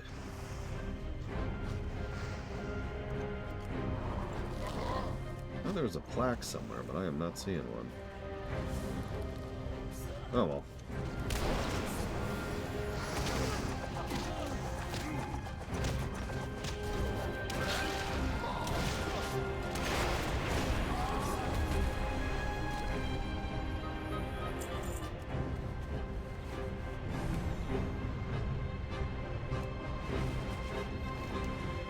I mean, that's sort of up to you, Czar. Direct donations are what I tend to push people towards in general, because the amount of cut taken by the company in question, which is PayPal, is minuscule. Thing is, that's only viable for anything larger than about $7. In other words, if you're going to donate $2 or $3, don't do that through PayPal. It'll literally cost me money at that point. And I'm going to be real. If all you have to spare is $2, don't. Just keep it. It's okay. You need it more than I do. How are ya? You'll have to excuse me. We're not taking visitors right now. Alas, get to leave Chisel Group at this... Oh, Keishan. Is that you? See you soon. Watch your back. You're welcome to stay in Chisel Group for a time, but I need to know you're a friend, so I got a task of you. We have the Thorium Brotherhood, or not. The only Dark Irons here in the Steppes. Far from it. We're pretty badly outnumbered by the Dark Irons of the Dark Mountain. We've got enough safe foothold here in Chisel Group, but even so, they pester us. Prove yourself human and kill them for me. Off with you. Safe travels. We keep golems here as guards. The dwarves to our north also keep golems, but I'm not sure why. Mainly for killing, I suppose. I could use some spare parts from our own golems. Here's what you're gonna do. Kill theirs and look for any parts. Salvage what you can. You probably won't be able to salvage everything, so choose carefully. Off with you. Okay. There's Colonel Troutman. What can I do for you? Go with honor, friend. You and I are going to take on an army. They'll overwhelm us. That's why we got to stick to Troutman's plan. Next part of the plan is going to require a bit of subtlety. Something I'm not terribly good at. That's where you come in. Speak with Elleron Direneedle, the tailor. I've already gotten the hide and the muds. That's right. You're going undercover. For the Alliance. Patreon takes 15%. To be clear.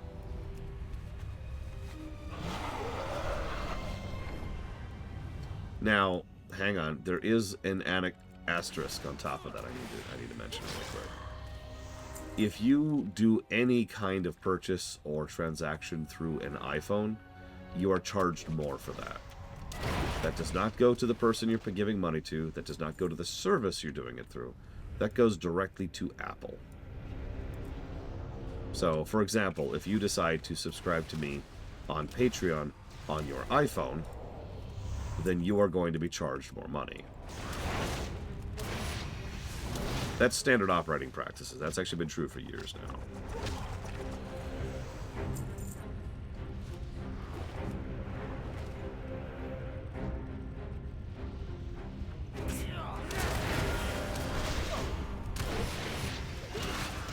If Google Play takes such a cut, I am unaware of it.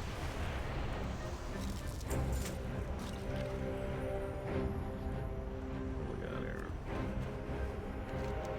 Let's get a thorium gear shaft.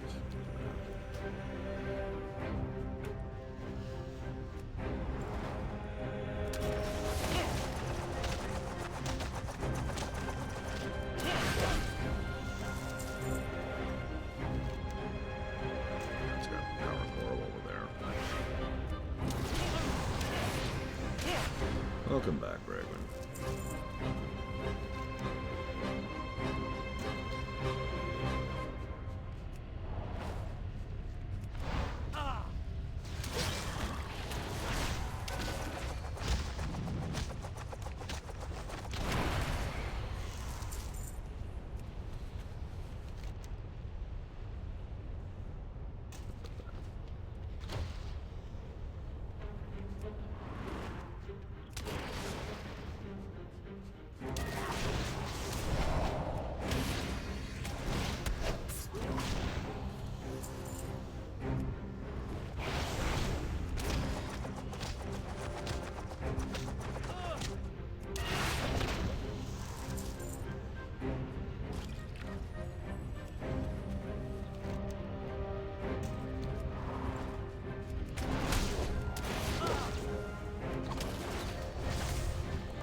I mean, we've already seen some funny things where it's like, alright, undead.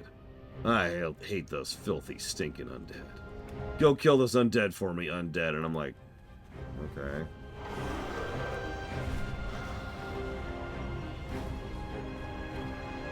Also, no, Lord Hermon. PayPal charges, God. It's like 35 cents plus, like, 1% or something like that. I forget the exact number, but the point is, if you donate like $1, like $1, don't do that. That's the only point I was making, Lord Hermon. With that. Listen, human.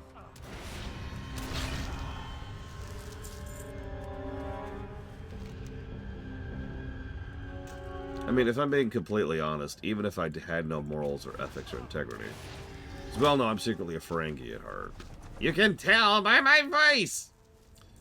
The fact of the matter is, it would be very bad business to actually accept a sponsorship deal.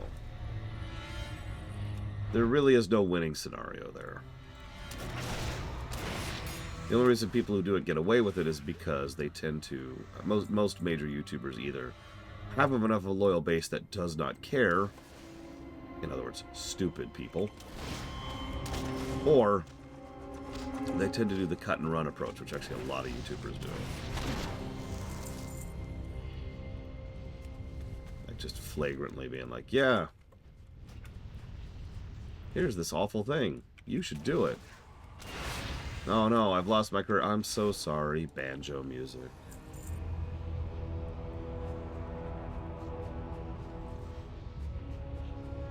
Yeah, pretty much, Russ.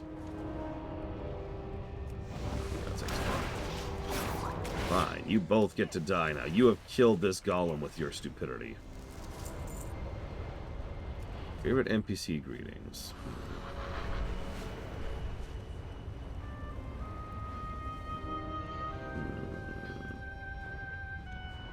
Great to meet you.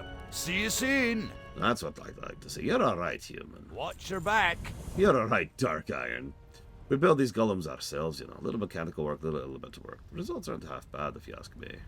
Safe travels. You've proven to be a big help around here. I was thinking you could help with one more thing.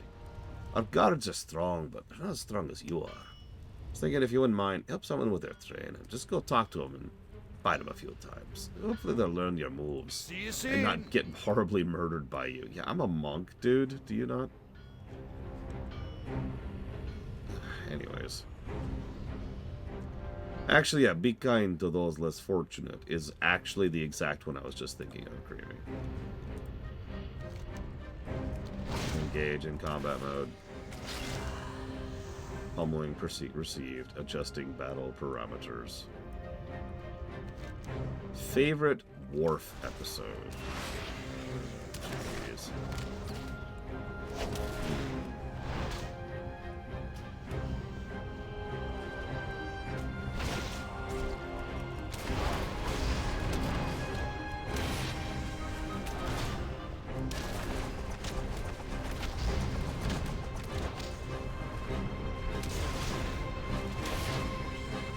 Defeated. Shame level high. Adjusting strategy.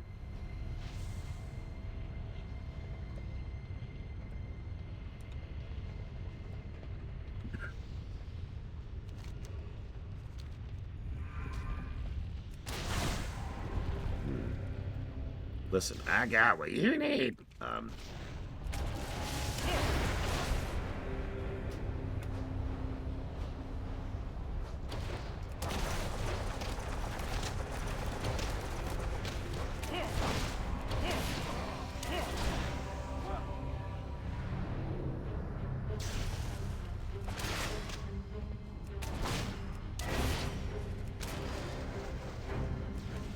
I do like inquiring minds. Just got to know.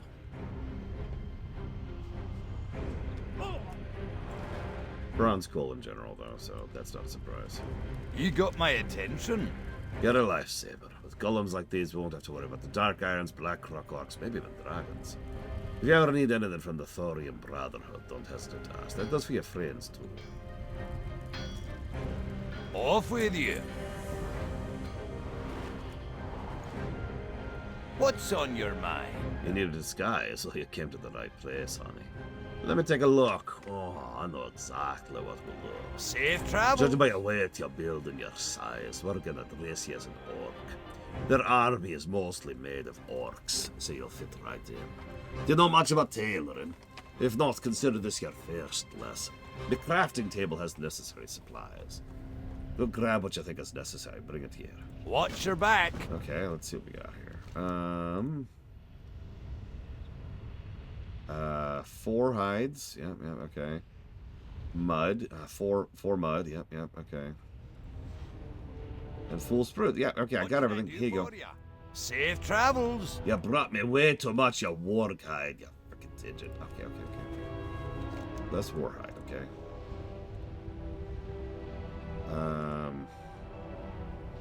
Let's try this. How's this? Hi. Off with you. Still too much warhide. Wow. Okay, let's try. Oh, yep, hang on. 2 hides. How are ya? See you soon. Okay, more mud, so hang on. 2 hides, 2 muds, 2 spools. Hi. Watch your back. Okay. 2 hides, 3 muds, 2 spools. What's on your mind? More mud. Wow, okay. 2 hides, 4 mud, 2 spools. You got my attention. Perfect. There we go.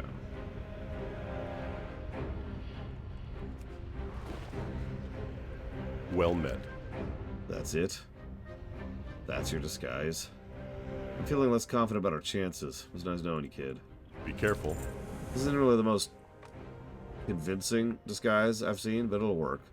Undercover work's all about the swagger anyhow. Just act like you're supposed to be there, you'll be fine. Your contact inside the Blacktooth hovel will be an orc by the name of Quartermaster Chaosian. He does not know you're a spy, so try and stay cool. Do whatever he asks of you. Colonel Troutman will be in touch via gnome recorder. Good luck out there, soldier. Go with honor, friend. Alright, disguise time. Let's do it. Let's do it. Aw, yeah. Check out my incredible disguise.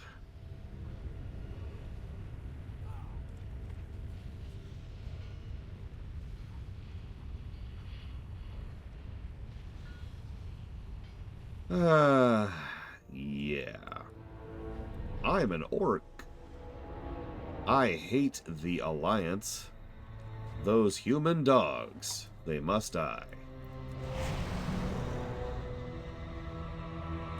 Speak. Where you been, Grunt? You're late. Give me one reason I shouldn't kill you on the spot.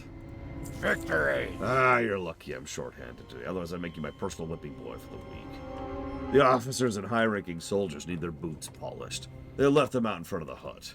I want to see my reflection in those boots. Farewell. You got it. Sajid, can you hear me?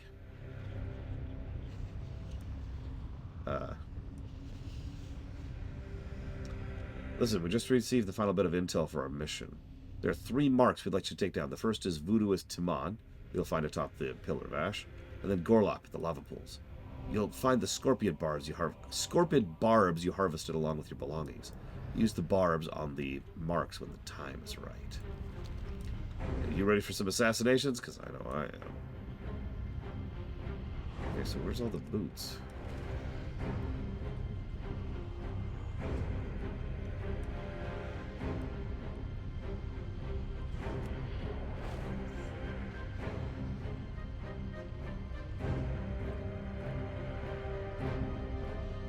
I haven't finished doing my run-through of Blasted Lands yet, J. Palmer. I've been too far behind. I'll do that tonight.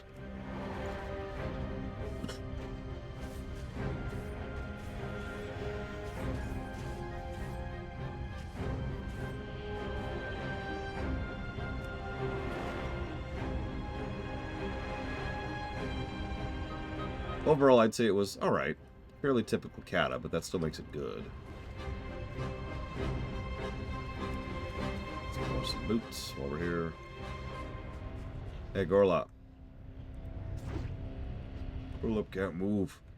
Gorlop gonna fall. Gorlop very dead. Gorlop fall backwards, even though that makes absolutely no sense.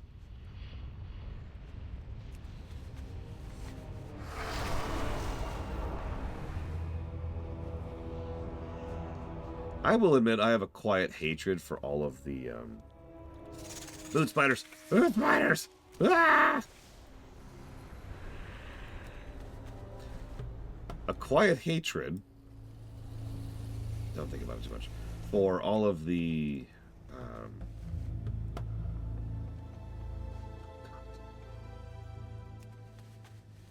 Grummel. For all of the Grummel voice acting lines. And the reason why is because I've heard it 700,000 times in my life. And that's probably a little bit of an exaggeration. Yeah, a bit of one. Whoop, whoop, whoop, whoop, whoop.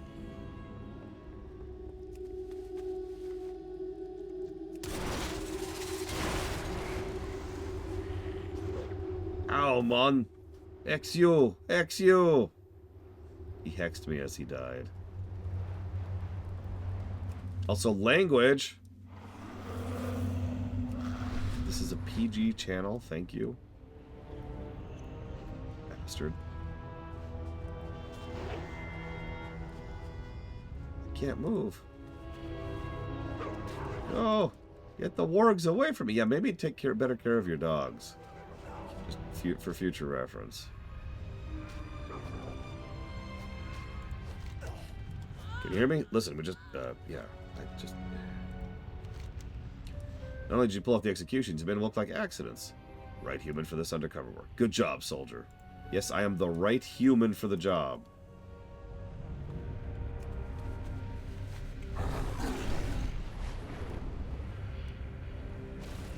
Trollhal. Good work, Grunt. Dabu. Alright, I got some actual legitimate important work for you. We've got to call the Kodos in from the grazing lands to the south. General Thorgazog says we'll be moving into Red Ridge soon, and I won't be caught with my Kodos down. Use this horn. It'll return to the camp when it hears its call. You want to watch out. Sometimes the Kodos get feisty, so you need to knock them around a bit before they listen to you. Strength.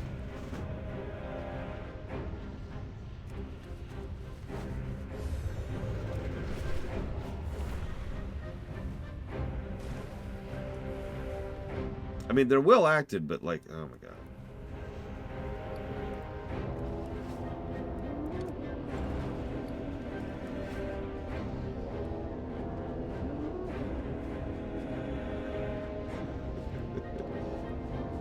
I mean, honestly, if you told me that Troutman or Keishan were a demon, I would believe it with 100% certainty.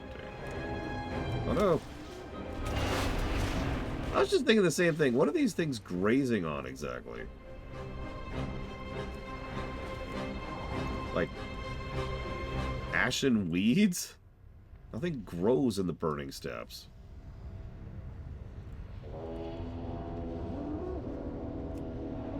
Like that's why it's called the burning steppes.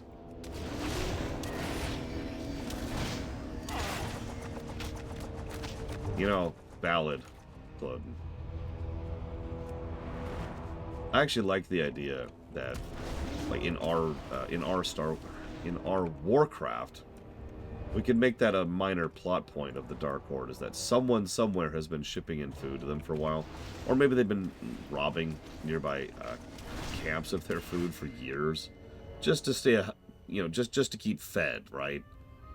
Because they have nothing else. Your job is complete. You look at the horn they gave you. Decide to hang on to it for a while longer. Zynjan, it's Troutman. I want you to hold on to that horn. Okay. I'm sure we can improvise a way to work it into the plan. I'm more than a little concerned about what Kaushin said about attacking Redwidge. We knew another attack was imminent, but our timetables were off by several days. Return to me with the horn. We'll talk here. Try not to ruin the disguise. We're not done with your undercover work yet. Yeah, no, they're all half-starved and malnourished. And then this guy named Garrosh shows up.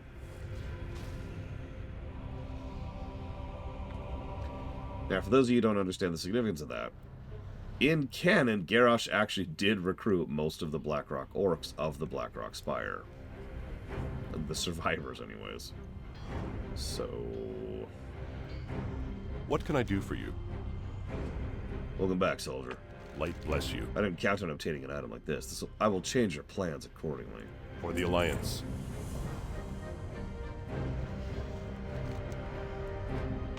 Oh, whoops. And in that... Need help? Kaushin turned out to be more helpful than I expected, but we're done with him. It's time you spoke with the General. I think you're ready. General Thorgazog is one of the big three that run the ground forces in the Burning Steppes. He does so from Blackrock Stronghold. Put on your disguise and speak with him. Go with honor, friend. Okay.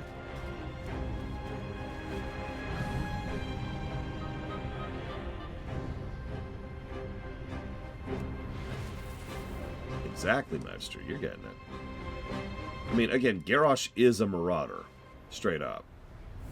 So, it would make sense that he would back that kind of play by the Black Rocks. And, of course, he would offer them food. Like, lots of food. I think you can, Lenurith. Don't quote me on that, though. Blood and thunder! More outsiders. What do you want? For the Horde! I suppose I'll make the most of the situation. These goblin mercenaries brought this enormous fire elemental to my stronghold as a thank you for hiring them. What am I doing with an elemental in the steppes? It's like bringing sand to the beach. If you're looking for a war, prove yourself. Talk to this goblin. Challenge this elemental to a fight. The victor earns my respect and my time. Victory! Okay. Hi. Yo! It ain't easy getting a contract with Blackrock Orcs. I mean, come on! The Blackrock Orcs, these guys have been through more battles than Agrimar, and they're sitting on a mountain made of dark iron. Cha-ching! Keep it real!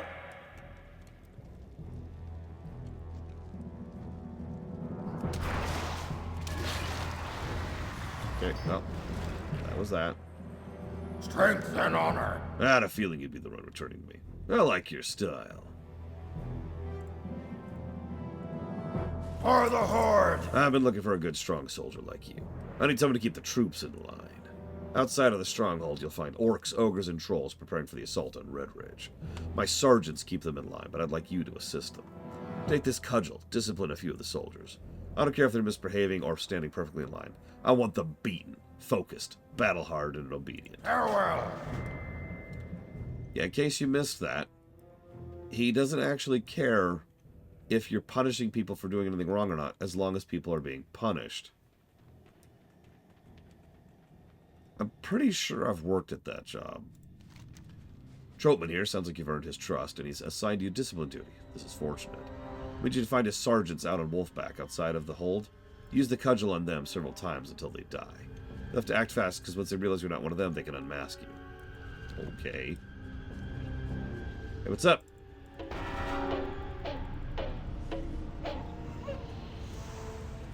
Yep. That's how that should go. Bonked to death.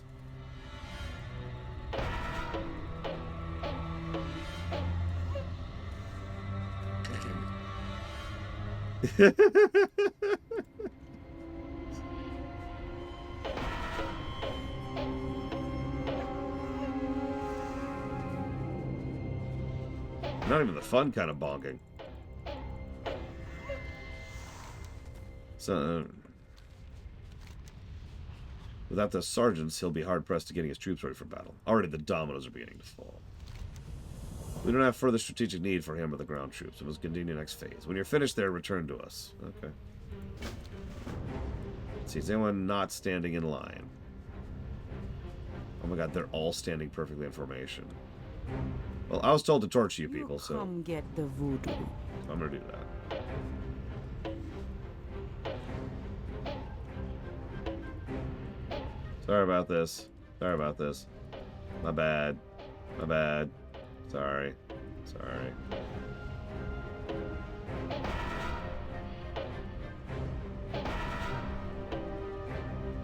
And I'm out.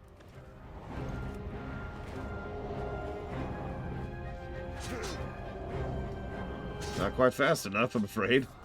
Yeah, no, that's just... Oh, Jesus. Oh, Jesus. Run! Oh, God, days. Days for days. Okay, we lived. Everything's fine, everything's fine.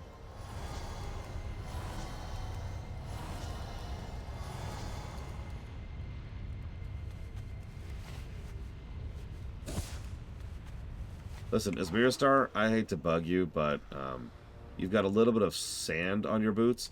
Bonk! No, that what I just did is how you normally do this quest. I'm not really screwing around that much, Magister. Zug. I have a feeling we'll be hearing about you and on your exploits for a long time. I look forward to fighting by your side in Red Ridge. Abu. Dismissed. No, Asmiristar, why? Asmiristar just starts bonking me to death. Bonk, bonk, bonk, bonk, bonk, bonk.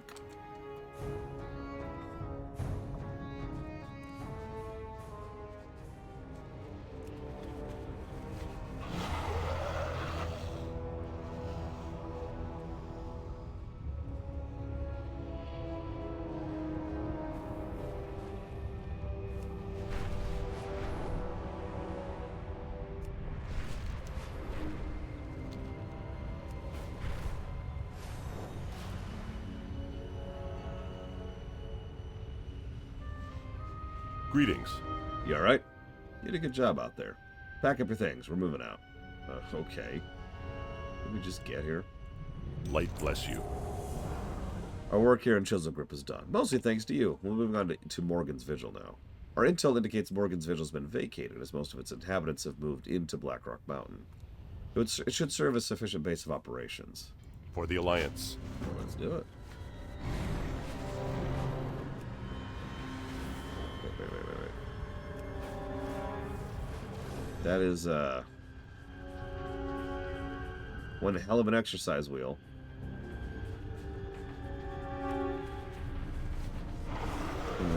How interested in a challenge are you, Ross?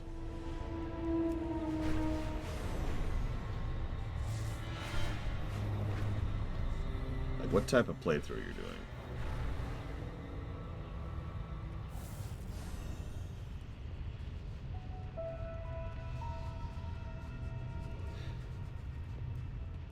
Hello.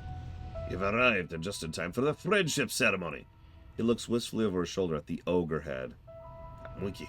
Where'd Captain Wiki go? No, don't tell me I got cold feet. See you soon. Oh, we have to take action. Wiki and Gortish were fighting, so I planned this friendship ceremony to help the two get together. Everything was going along well until... well, you know the rest. I even bought drinks. Wiki loves flameflies. He ran off to chase them every night. You'll find flameflies. Oh, bring me 7. Hurry. Gortish might be next. Be good. Okay. You okay, sir? You know what? I withdraw the question. King's honor, friend. Be careful. I need you to do some more gathering before we take out the remaining of the Blackrock army. If we're going to do this, we need to do it right, and that means being prepared. I need ash. Ash from Greater Obsidian Elementals. Don't worry, we've already got a disguise. This one's for something else. Go with honor, friend. Light bless you. The lava beds nearby to the west play host to Flamekin, a brand of fire demon that's long roamed the steppes. Situations are such in the Blackrock army that if we're careful, we can sneak some of these Flamekin behind enemy lines. Bring me the bodies of several Flamekins. As demons, they're easily resurrected. For the Alliance. Okay. Be careful. We're going to need fresh meat, which means you're going to be hunting warg. He gives you a large blade. Hunt the giant ember wargs. Once you've killed them, use this to remove the choicest bits of meat from their body. Light How do I bless know you. the choicest bits of meat from a warg?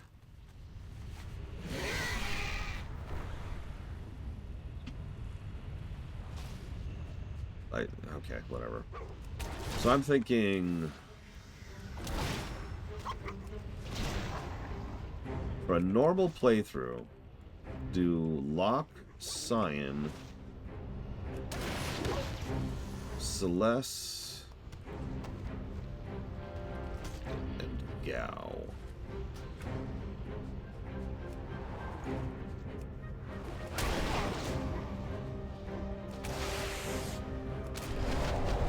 Yeah, come in.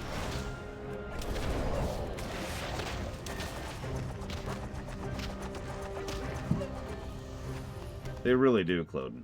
Oh, by the way, you're probably wondering, Lore, why aren't you doing these on the Horde? Now, I know I've said this a lot lately, but these quests are completely identical, Horde or Alliance. The difference is you're doing them from, Ariok. You're probably thinking, who the hell's Ariok? Well, he isn't really much of a character until Warlords. But it's that guy. Yeah, it's Eitrig's son. If you don't know who Eitrig is, I got nothing. This is a good time to test, Ross. I will give you a fairly large hint. Yes, Jay Palmer. When you start Sabin's scenario, there's a random enemy that you can encounter called Stray Cat. Okay? If you encounter and defeat that, that adds that to the loot table, or encounter table? For the Veld. It's important because Stray Cat has one of the best rages in the entire game. It's useful even into the end game.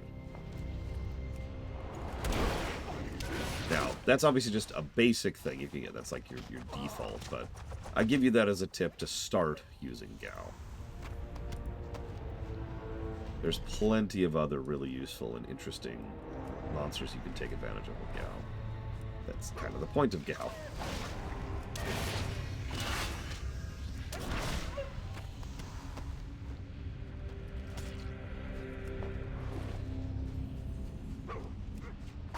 For the record, I'm liking these quests so far. I know I'm kind of low energy and my cough is back and it hurts and it sucks, but after the relative blah fest of like Stranglethorn Vale and Swamp of Sorrows and Burning Steppes, or sorry, Blasted Lands, this has been a nice, refreshing zone to go through.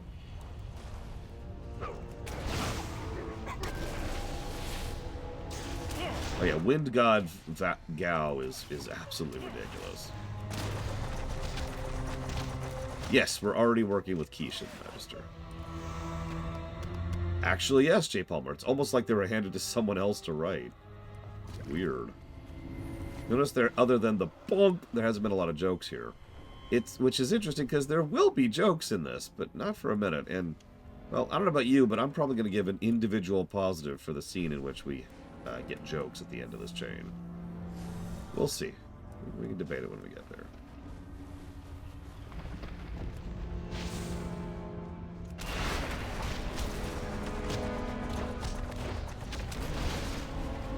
Getting footage for this for the Warcraft was such a pain, by the way. You essentially have to do the entire zone in order to really get the cutscene in question.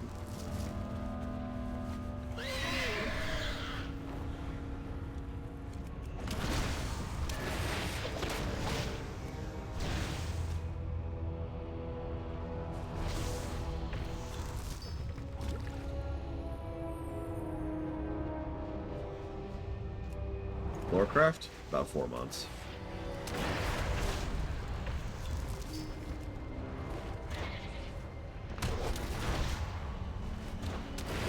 I could probably pull that down a lot now, because a lot of that was learning as I went. Anyone who's ever actually gone through... Anyone's actually watched through the World of Warcraft series notices that the quality of the videos goes up as the videos go on. Because I was learning as I went. I suppose it's normal. What's up with the FF patch trail and WoW patch within runs?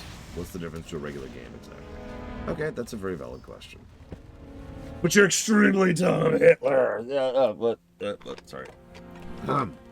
So, MMOs are a little bit different than every other game ever made. And so, as a direct consequence, we have to review them a little bit differently. The initial review for an MMO is easy. We're doing that right now for WoW, and we've already done that for FF14. That's what we call the catch-up review, right? That's just getting all the game reviewed up to whatever is current, right? But MMOs have this cycle. Come on. There we go. A new expansion comes out. That's your launch. And then there's several patches for that expansion. That's your patches. And then a new expansion comes out. That's your launch again. Make sense? So when it comes to MMOs, we divvy up funding for those a little bit. So once an MMO is caught up, there's a launch MMO review. Like, for example, right now, if you check the list, you'll notice that Midnight is on there. That's what that actually means, is that is the launch of Midnight. Not all of the content of Midnight, because when Midnight comes out, all of the content won't be out yet. The patch stuff won't be out. That'll be Midnight Within, or Patch Within. Patch Midnight? I don't know. We'll Patch Night? We'll come up with something. We'll come up with some silly name to call it when we get there. So, for example, WoW Within, War Within, is already funded, but that's only the launch content. Patch Within will be all the patch content, which isn't even out yet. Yeah, I was thinking Patch Night. Mid-patch, maybe? I don't know. We'll workshop it. We have to come up with something. And then, of course, there'll be The Last Titan, which will be the last patch. That's an easy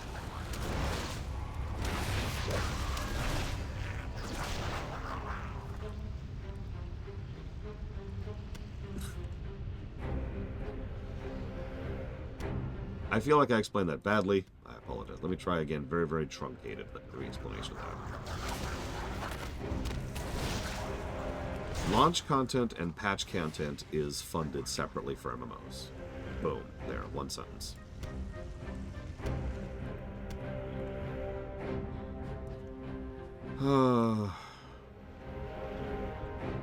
Sorry, I was just reminded that, well, I'm scared for the future of FF14. I'm legitimately worried about what's going to happen with that. Why? Let me get back to that. Light be with you. Be careful. The ashes of the obsidian elementals are particularly dark, which is what we need for our purposes. Go with honor, friend. For the Alliance. The Flamekin are weak, but they travel in packs, so be careful. Light bless you. For the Alliance. Go with honor, This friend. meat looks good, but it needs a little seasoning. I'll make sure that takes taken care of. Thank you. Be careful. King's honor, friend. Go with honor. My legs are getting restless again. You interested in doing a little tour? We're going to take a trip around Dread Mall. I'd like to investigate some of the Blackrock army before we make our move, and I figure we might as well kill some of them while we're on our way. Light bless you. For the Alliance. Greetings. Be careful. The Blackrock orcs don't come alone. You've already seen they've got the Firegut ogres and the Smolderthorn trolls on their side. Unfortunately for us, they're also teamed up with the Black Dragonflight. The orcs and the dragons have already sent some of their champions to stand guard at Rally Point, which are marked by giant dragon skulls and a pike. You and I are going to find those rally points and take out the vanguard before the battle even starts. Light bless you. Be careful. While we're circling around Dreadmaul, there's one step forward we need to make. Remember the hatchlings you freed? Trotman's been hanging on to them. We're going to deliver them to someone who'll take care of them. Better care of them than we can. He's staying at Slither Rock to the northeast. His name's Akride. Well, For the Alliance. that sounds familiar. So yeah, FF14, for those of you not aware, is getting a mobile version. Now, that's terrifying, to put that as simply and bluntly as I possibly can. That could go many, many, many, many different ways. That is a huge who knows for the future of FF14. Square is well known for making very, very stupid decisions. And as we've talked about as recently as yesterday, the mobile market is ridiculous and moves so much money that it serves as a black, cancerous mass upon the rest of human society. Yes, all of it, but especially gaming. So, that sucks. And it is entirely within the realm of possibility that things could go badly by virtue of the game being slanted towards the mobile version getting resources and or budget that would have been otherwise slanted for the real game. Incredible amount of microtransaction finagling that they could do with the mobile version. Like, there's so much possibility for them to nickel and dime people in the mobile version. Oh yeah, there's cross-servering, which is going to be a consideration and can cause many, many issues. Imagine doing Titan with someone on a frickin' phone. Just to use a really basic example of that.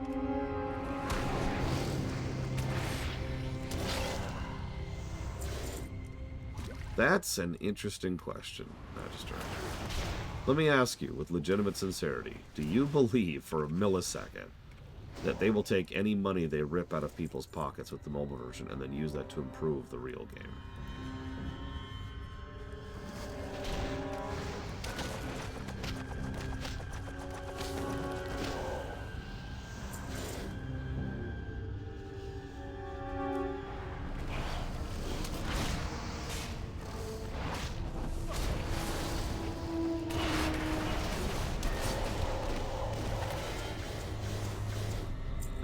Monk.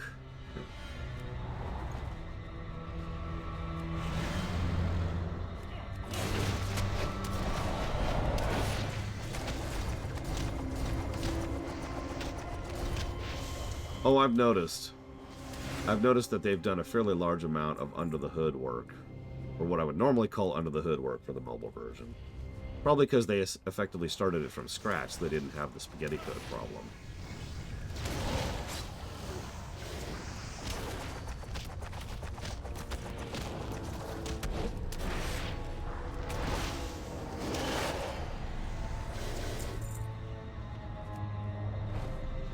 Probably worst case scenario is if anything goes wrong with FF14 Mobile, which it probably won't. That's why this is worst case scenario. But if something did actually go wrong with it, well, we might just be losing FF14. And that would suck. Because you know Square would just pull the plug on that completely, right? You've arrived. Yes, the Whelplings. I'll take care of them. As for the agreement I made with your Colonel Troutman, tell him I will hold up my end of the bargain. You will have your dragon for the battle against the orcs. We hold no particular love for the Red Ridge Mountains, but we do share your grudge against the Black Rock. Your conspirator has informed me of your plan. I'll see you on the battlefield, painted with the ashes of elementals. Okay.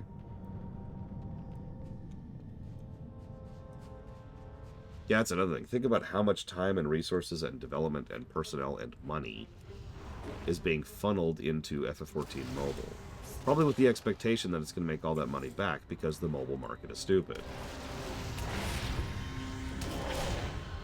That's my hope, villagers know, but who knows.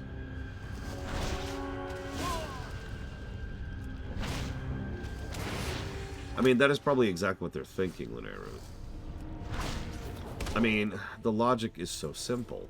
Why bother maintaining a big, bloated, expensive team which has to spend tremendous amounts of time and effort and creativity developing, you know, FF14 when you could just make a mobile version of the game that already exists for a fraction of the cost, time, effort, and energy? What logic is there in that, after all?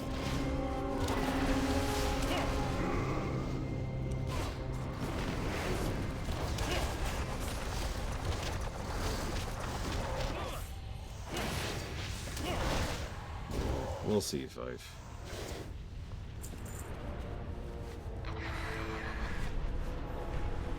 We'll see.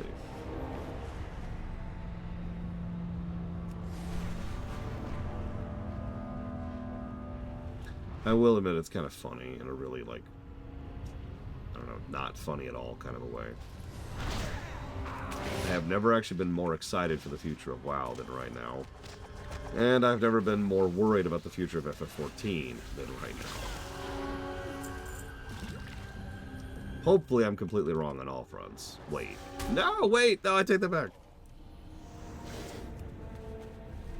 Oh, God, please don't remind me that Warcraft Rebel even exists. I can only stand so much bile in my throat at once.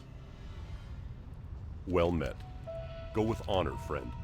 That's exactly what I needed. Be careful. Light bless you. Zynjan, sounds like you and Keisha have finished your tasks. I have also finished mine. Return to Morgan's Vigil. I've prepared a few packages delivered to the Big Three. You've already met General Thogazog. This will be your chance to meet the other two. Before we kill them. Okay. It did, J. Palmer. Immediately. It's worth noting. Like, instantly. Yeah, no, it's blanketed in microtransactions. I was actually thinking about it. I have no power to affect real life, of course. But I've decided to make microtransactions just straight up illegal in the extant. Or I guess in the Empire. Just like someone's like, I've got an idea, and you know, the police show up and like, hold up. We've got word that you're trying to add microtransactions to your game. Well, yeah, we figured we could charge them, you know, just a couple of bucks. Okay, so this is your warning. You do have a chance to not do that. I should inform you that's a criminal charge, so you will have to go before a judge if you decide to pursue this task. Oh, okay. Well, we'll go ahead and back off of that, because we're not horrifically horrible human beings. Okay, cool. Thanks. Also, it's weird that you called yourself human, considering you're, statistically speaking, probably not human. Yeah, well, I couldn't think of the species names off the top of my head. Okay, that's cool. Take care.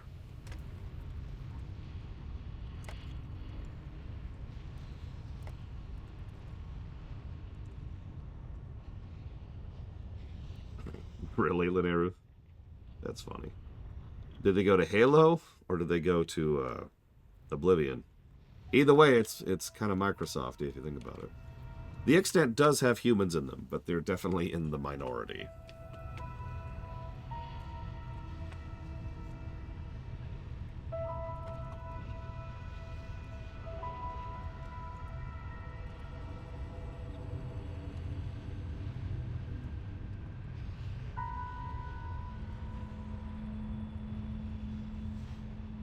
What can I do for you? Good, you're back. I hope you still got the disguise. You're going back undercover. For the Alliance. Go with honor. General Thorgazog is staying on the Ogres in the Firegut Furnace, a cave on the western edge of the rock. I'd like you to deliver this to him and the other Ogres. Inside the package you'll find the warg cutlets you obtained, marinated in the fell slider cider we took from the Altar of Storms. I would avoid eating that if I were you. Bring it to the General. He'll make sure his troops are well fed, and with any luck, he'll eat some himself. For the Alliance. Go with honor, The friend. warlocks of the Blackrock clan often practice their magic in the Skull Warren, a cave on the eastern side of Dreadmaw Rock. Their leader, Xyloon, is busy elsewhere, so the cave is being fielded by another of the big three, Dragon Lord Nirlock. Nirlock's expertise is dragons, not necromancy. I've used a slumber slam on those flamekin. Try to convince them they're warlock imps and not flamekin. When they wake up, they will not be happy. Light bless you. Intel tells us that the warlock Xyloon, the final member of the big three, is within the cave atop Dreadmaw Peak, preparing for his big moment. He's waiting for a delivery, an orb of domination, which he can use to perform a powerful summoning ritual. Give him this, the glass orb. This is the glass orb you freed from the Altar of Storms. Be careful.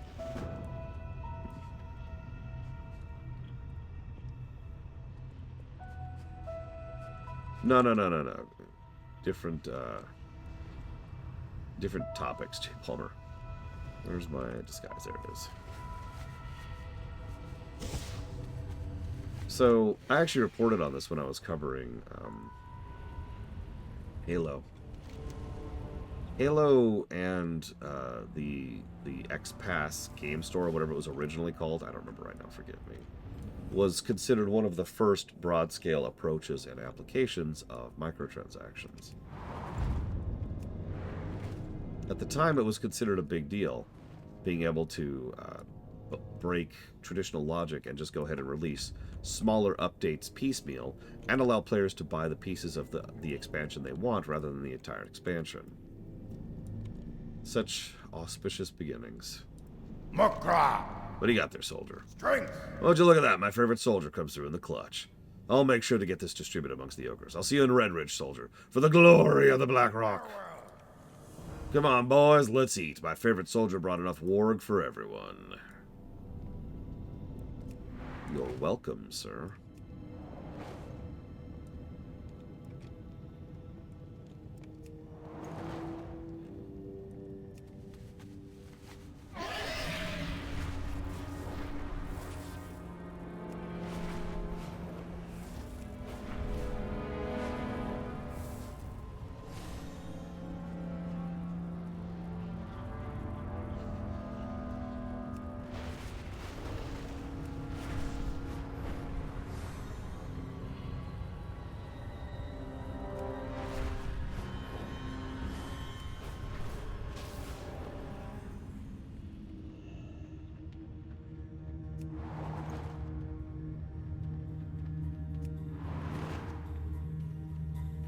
Yeah, whatever it's called back in the Halo 1 era. Again, this is a while ago.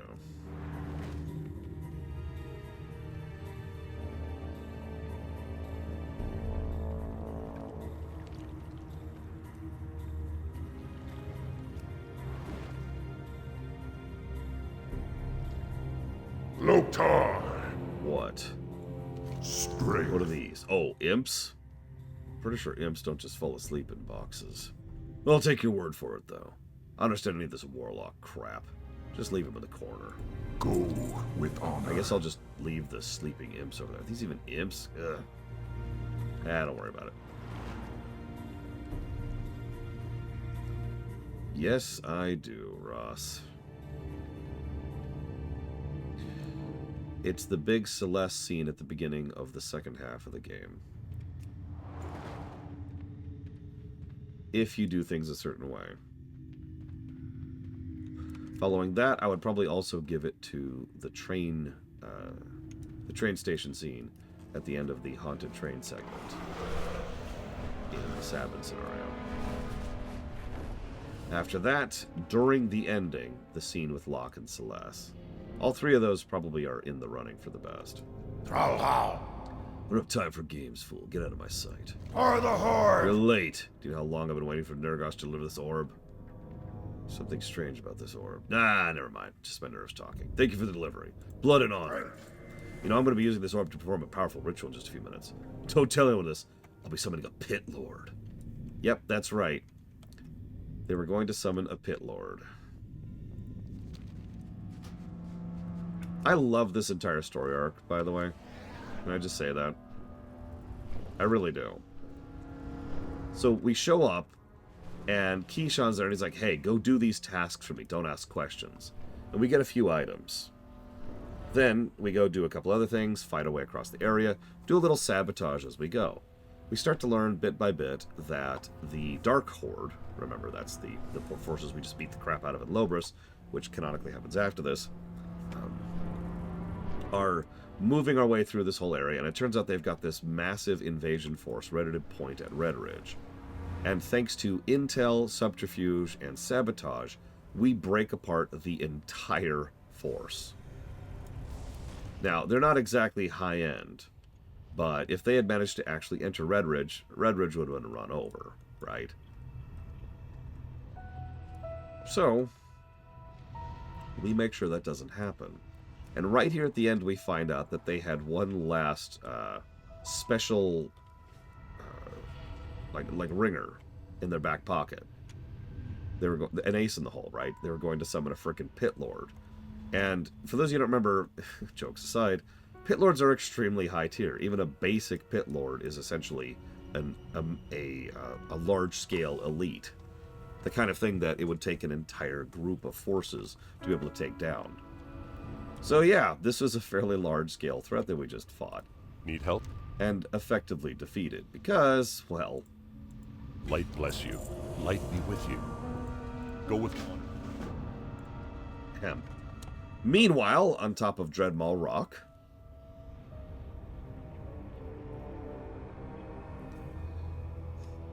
Yeah, and those were more skilled and accomplished warlocks than these yahoos, Gloden.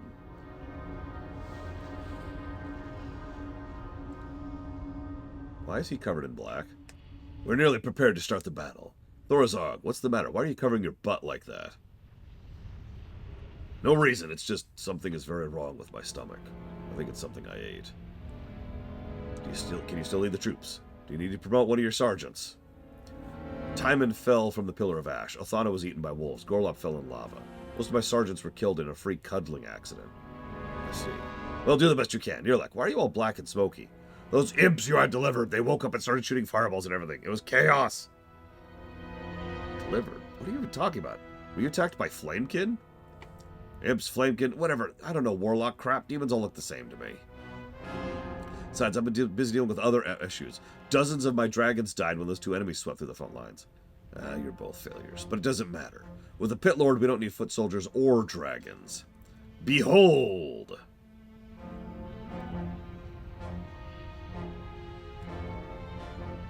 Demonic chanting.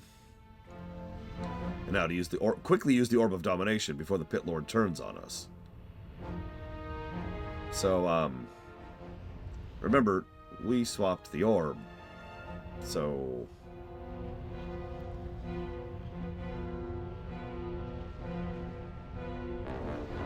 But it's okay.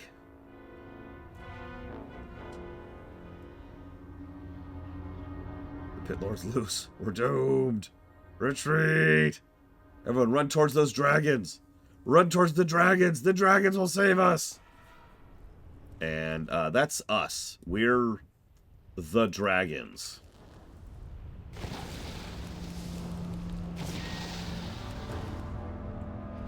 One, two, punch. The cutscene is still Kata level quality of cutscene, which is frankly not good. But I love this moment. This is so perfectly lined up and then paid off.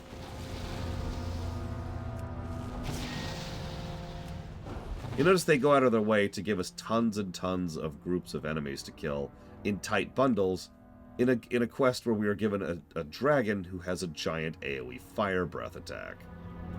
Yes, the Blackrock stopped being a force. Whatever survivors exist after this incident and the invasion of Lobris end up joining Hellscream's forces. And trust me, that's not a big number. Boom. And that is game.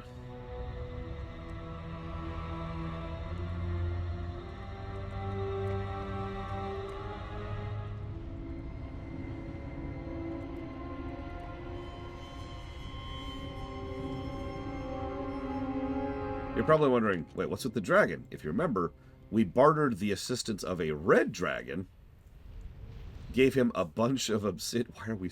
Oh my god, what are we doing? Bartered a bunch of... bartered his assistance with saving his, saving several whelps, and then coated him in obsidian ash to make him look like a black dragon. Need help? Did you see them run? They didn't know what was happening. Our job's almost done. Time to deliver the death blow. Alliance. You and Keishan are going back into the mountain. There's 3 orcs who survived the attack, and we won't rest till they're dead. That's right. The big 3. Be careful. Hello, Ezo. But yeah, we just knocked over pretty much the Dark Horde. And unlike sometimes when that happens, I completely believe that sequence of events.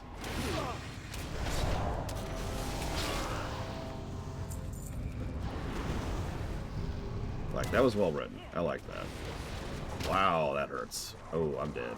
Yeah, wow. How's progress? Not as fast as I would like, but we are going to finish Burning Steps today. Which means we'll be done with the humans, and all that will be left for the old world, new world stuff is Gnome.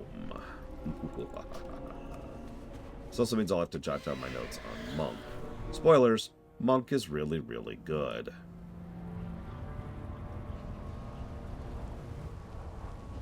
I know, it's shocking, really. What about dwarves? What are you talking about? Guys, I think Jay Palmer's seeing things. Now tell us, are these dwarves in the room with you right now, J. Paul? Oh yeah, by the way, they did finally manage to take down the Pit Lord. You notice there's an entire army around his corpse, because it took most of them to do it.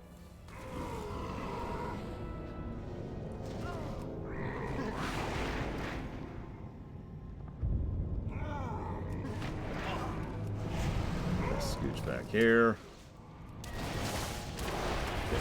Almost instantly with that incredible monk burst. A little more instantly than that, please. Oh Jesus, that's a thing. That's a thing. Oh my god, monk burst is crazy.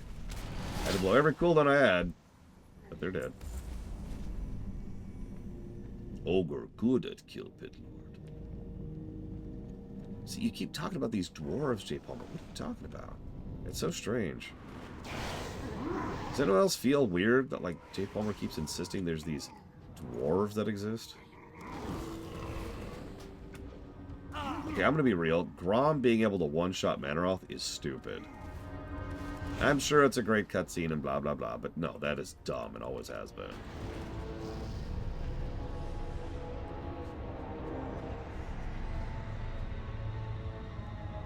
By the way, did you notice that there's also Thorium Brotherhood golems, which we helped improve and build and repair, holding the fortification line here, like basically keeping them from running? Yeah, no, this is nice. Let's give some positives for this. Let's see.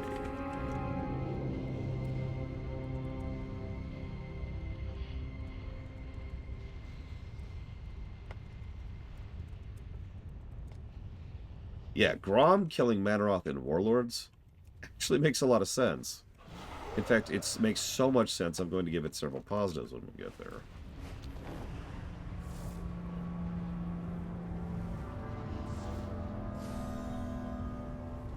The Thorium Brotherhood are a company, is probably the word I want to use there, of Dark Irons. They sell, wait for it, thorium. They actually have something of a monopoly on working with thorium.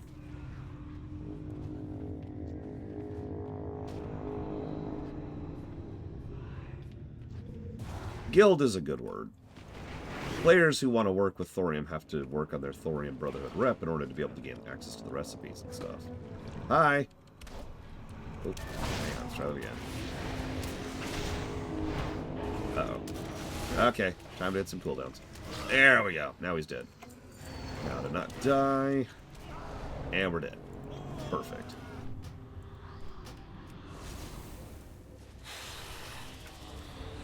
correct, Trihexia. At least the first time they kill him.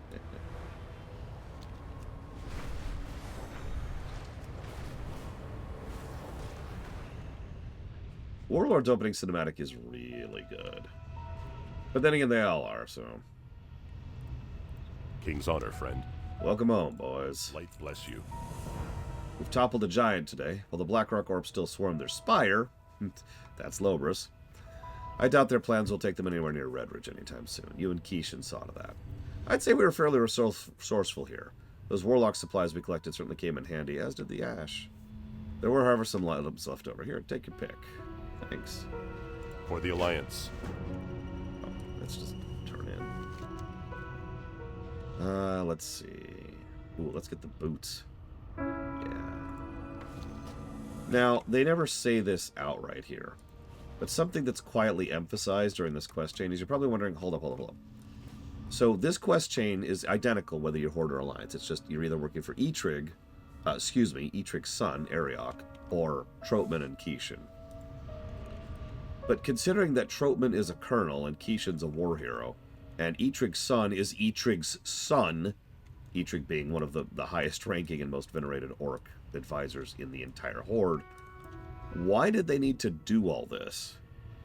Why did they have to use subterfuge and sabotage and, you know, basically an SI-7 operation in order to knock over the Dark Horde? The answer is actually quite obvious if you think about it for 5 seconds, and I mentioned it in the Warcraft series. Yeah, the Hellscream War, exactly. All the troops are over there, kind of busy. There's no army. There's no forces to mobilize here. It's exactly why the Dark Iron were going to the Dark Horde were going to attack to begin with, is because no one's really there to defend Redridge. Closest thing they've got is a detachment down in the Swamp of Sorrows down there. It really does, as Mirastar. It's... God, I love this zone.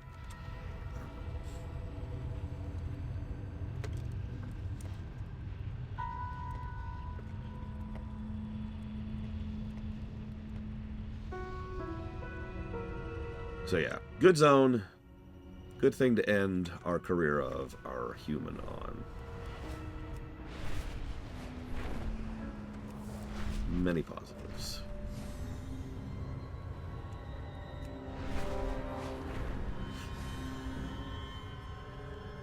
I mean, that's just Tor all over again, isn't it? The intelligence agency is actually winning the war, while the army is off busy trying to lose it.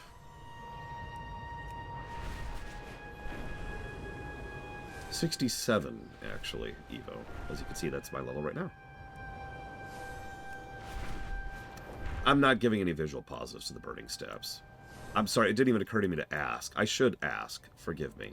Does anyone think the Burning Steps deserves any brickwork or visual storytelling or doodad positives? As a reminder, this is the Burning Steps.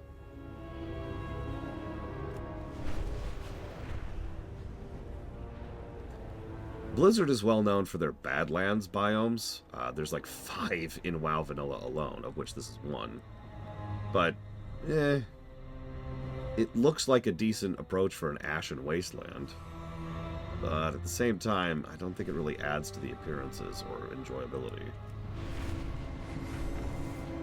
Frankly, I actually think the Searing Gorge is better designed. And I think at least part of that's because the Searing Gorge is A, smaller, and B, actually has a major feature in the middle of it, which is that gorge and all of the infrastructure around the mine that surrounds it.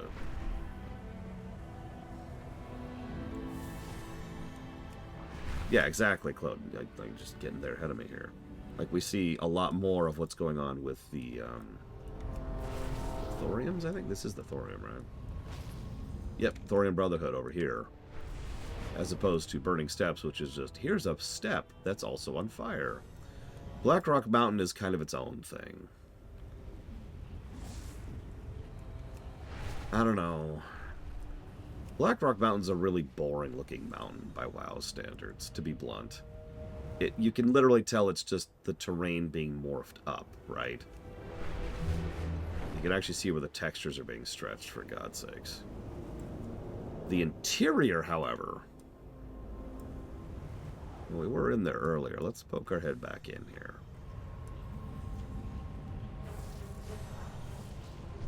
Sorry, I forgot which side I was on. Like, I mean, just look at modern mountains compared to Blackrock. It's night and day.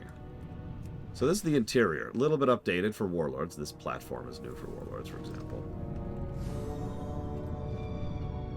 But yeah, so we've got the chains, which is how you navigate some of this place, being held up by the statues of the dwarves. The chains are actually holding this giant chunk of rock in the middle of this pit. Nothing else is actually sustaining it other than the chains. You've got the spiraled road staircase thing going through the middle. You've got a pretty decent shot at Shadow Forge itself. That's the city. Lava pouring. I think this is pretty legit. I'd say this is aged reasonably well for a vanilla section.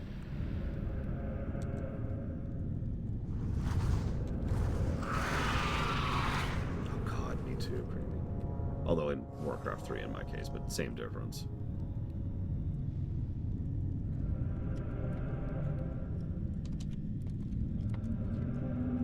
Speaking of, there's actually one last thing I want to do on our human before we retire him for the moment.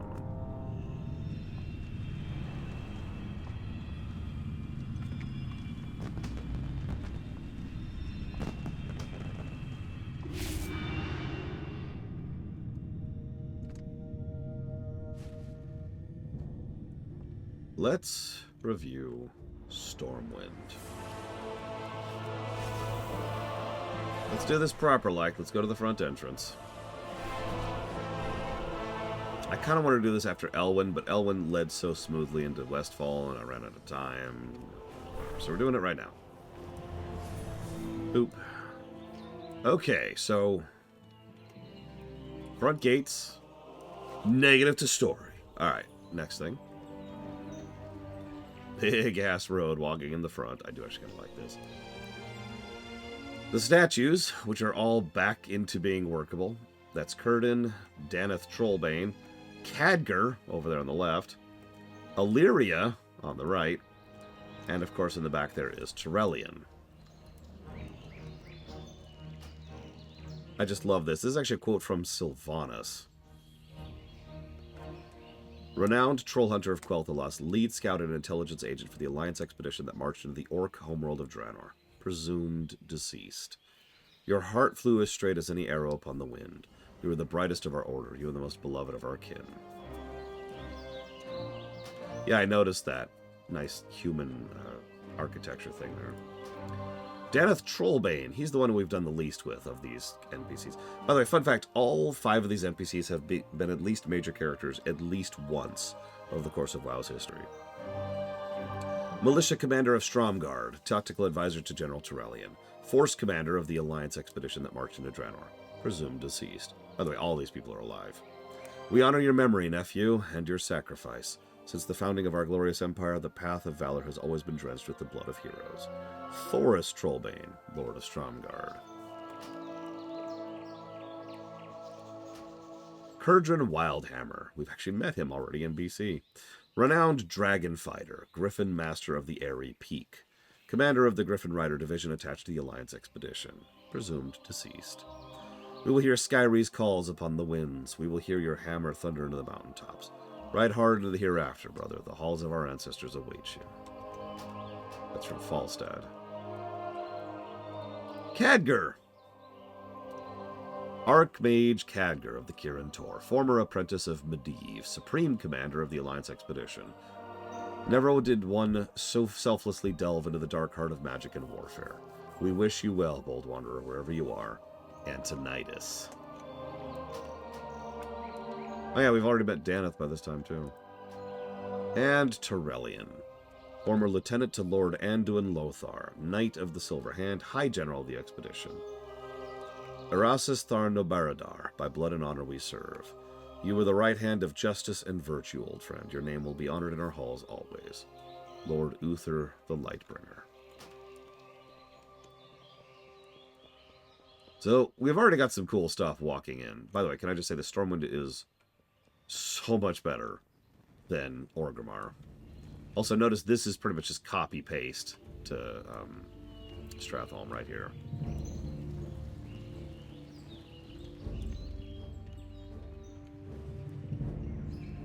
Oh, excuse me. So we walk into the first thing we see Some basic stuff. Guild stuff is right over here. Some cheese. There's a cheese vendor. Bunch of really basic stuff. There's a very, very, very low-level tutorial quest we will never do. Safe travels. This is functionally the center of town, right here. You've got your repair vendor up in there. Over here you've got where most of the event stuff happens. Like you can see the Winter Veil stuff is happening right here. Right over here, there's our auction house. Oh yeah, I'd said I'd share that. I'll get back to the auction house. Over here is your hearth. Right here. And of course, bank. So decent setup for a gameplay hub square right here. But I have to comment on something. We'll cover this much, much, much later, but I wanted to point out Auctioneer Jackson here. So Auctioneer Jackson is here, and there's another guard in town who's named such and such Jackson as the last name. Now, a lot of people, well, because people pay attention to this kind of things in WoW, theorize that these two are related. Sure enough, they're actually married. And there's a kid who will periodically, for like an hour in the day, bring Auctioneer Jackson her lunch from her husband. I'm not sure if I should even tell you this, but that's not Auctioneer Jackson. We will end up killing this creature that is impersonating Auctioneer Jackson in Legion.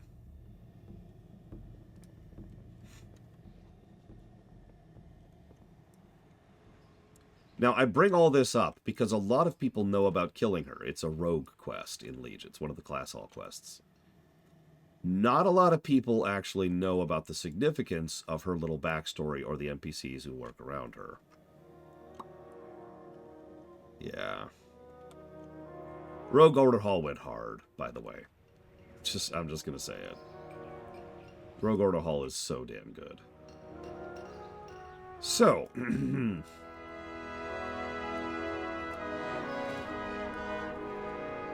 That's a good question, Magister. We'll go and roam a little bit.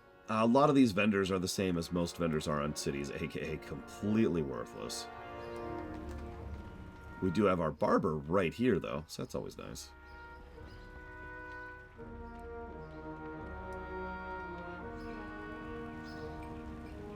Oh, excuse me.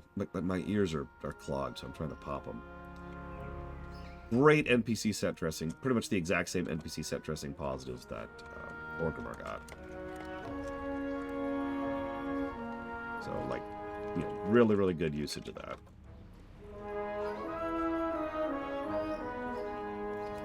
Over here is our actual flight path. A little bit easier to access than that stupid go upstairs to the elevator thing. There's also where you'd buy your griffins if you needed them. Keep your feet on the ground. Yeah, if you fly off... yeah, there you go. There's the route you take when you fly out, so you just gotta zoom immediately out. Yeah, they actually moved around the auction house. When I was jumping onto Classic, I couldn't find it for a few minutes. I was very confused by that. Let's take to the air. Now, I'm gonna go ahead and say it. Stormwind does not look as good from the air. It doesn't look bad. It just doesn't have the same vibe to it. I know. It's kind of a vanilla zone, but it's also kind of a Kata zone. In fact, the parts that are clearly updated for Kata, like, say, that keep over there, look a lot better from the air. Funny how that works that way. Or pretty much everything over here, right? Everything to do with this section, which wasn't even in, really. Yeah, the Stormwind Keep in vanilla was terrible. I also, as I've already kind of briefly mentioned, really like this section. The harbor is awesome. The harbor by itself probably deserves its own positives. Because this is a really, really cool, well-designed, well-fleshed out, well-dude-added, interesting area that they use several times. In Legion, in Cataclysm, in Wrath. I feel like I'm missing one. Love the harbor.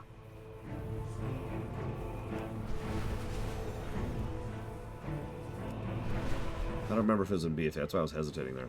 So this is the memorial area. This area looks far higher detailed because, well, this came out for Legion. I'm not going to say who this is a memorial for. That's not relevant. But as you can see, this is pretty much purely just a, you know, here's a place to look at cool stuff area. Although they do have several of the Night Elves still over here. This used to be where the park was, which then turned into the crater in Kata, which turned into the memorial in Legion.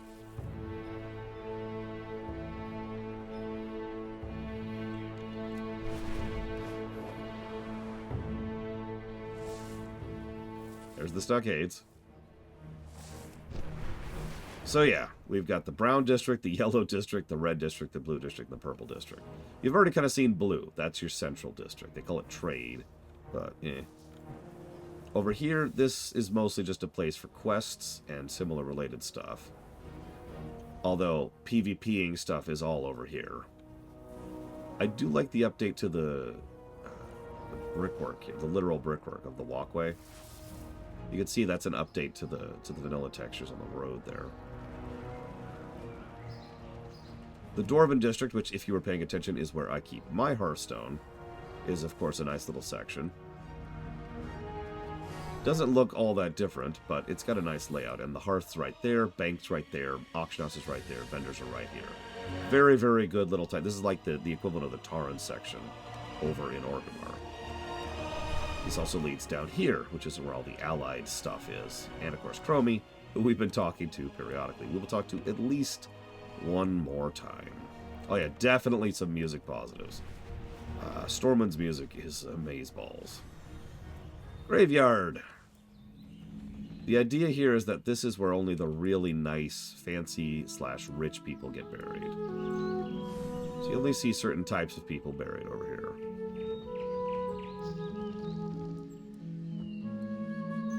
For example,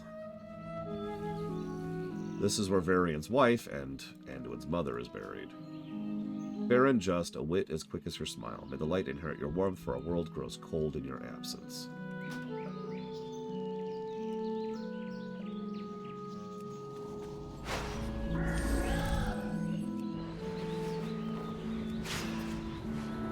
This is the Light District, the chapel. The chapel itself is interesting. One of the more obvious, like visual landmarks of the entire city.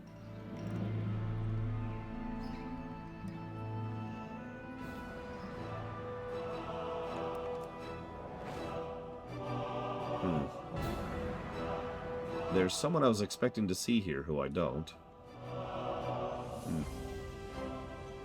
There's also where we get a rogue trainer, not that those exist anymore.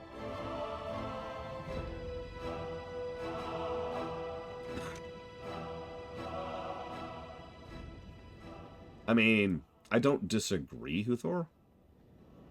However, can we get an update to, like, the towns that actually suck first? He is! The Scarlet Crusade Emissary is still here. Wow. Doesn't have any quests for me, do you notice? Enjoy being one of the last of your kind, buddy. Sorry, I kind of genocided the rest of you.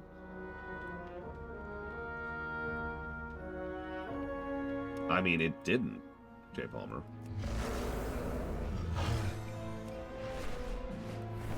Let's see. Mage District. Purple. Of course, purple is the Mage District. One of my favorite tidbits, this goes all the way back to vanilla, is there were these NPCs wandering around debating magical theory.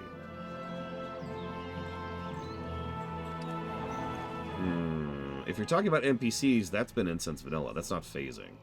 That's just whether or not you can see a particular NPC. Of course, they're going on a picnic.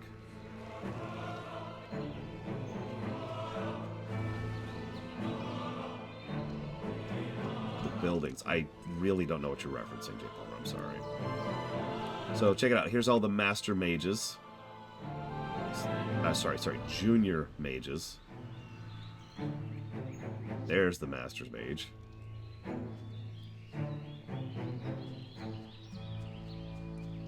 Like, what was different, J. Palmer? Hang on, click the instructions. I am in need of a volunteer. Ah! I have been voluntold. Yeah, but what was different about the cathedral? I really legitimately don't know what you're referencing. You're going to have to get a little more specific with me.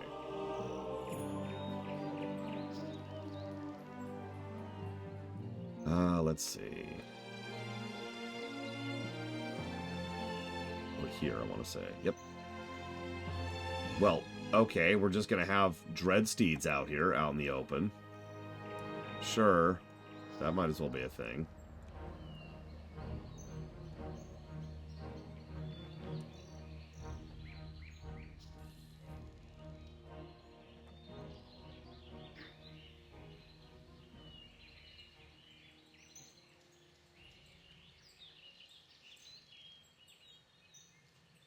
I mean, you say that, Huthor, but I don't know. Maybe I'm the weirdo, but I like, actually, the fact that we continuously see people in cities. Like, if I go to Orgrimmar or Stormwind right now, those cities are crammed. Same thing with Valdrakken, Dalaran, and Dornegal.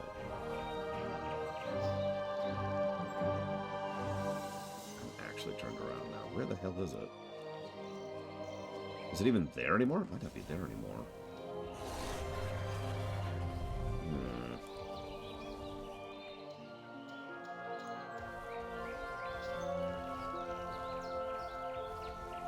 Yeah, don't mistake me. I do really enjoy the fact that they added a bunch of NPCs to make it feel fleshed out, even if there's no players. But I also like there being a bunch of players. Here we go. This is what I was looking for.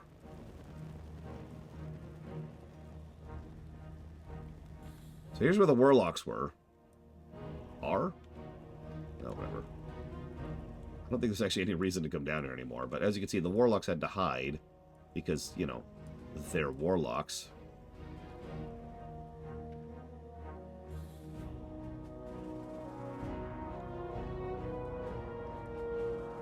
I can explain in more detail if you want me to.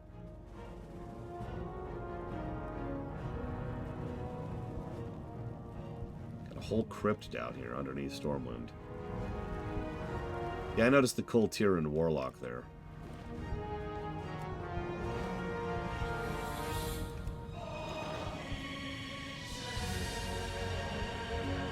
Suspiciously glowing bucket. What the hell is that for?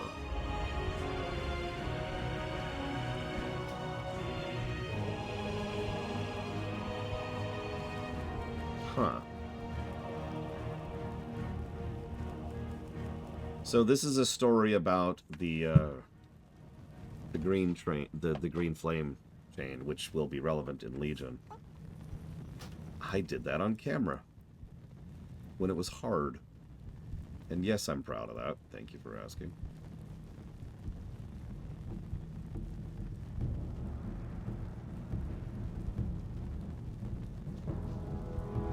Oh, that's what you're talking about. Okay, okay. So, once again, that is, of course, not layering. That's a very old classic trick that a lot of video games do. Where you can only see a certain box or image from a certain angle, right? In order to try and make things look different than they actually are. Okay, I need to get back out of here.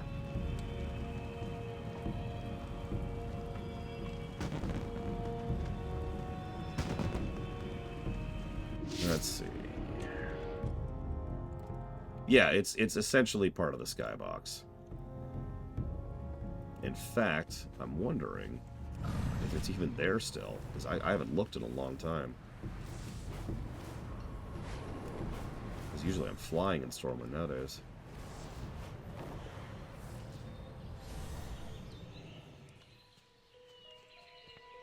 Looks like no. Like you can see the tip of it, but that's clearly the actual, you know, the actual cathedral over there, right? I guess that makes sense. They probably got rid of that as soon as they added flying, aka Cataclysm. Oh well. Alright, so Stormwind looks legit, I think we can all agree. I've seen better, but this is still good.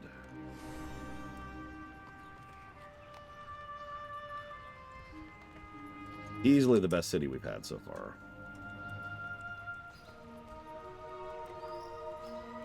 emphasis on the stone so far.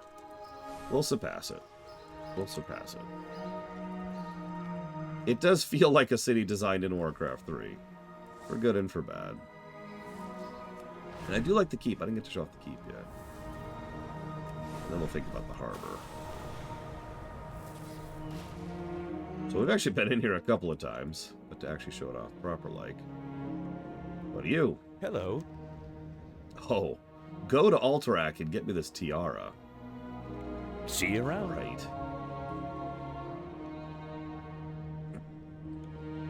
Oh, the keep in vanilla was terrible. Ugh.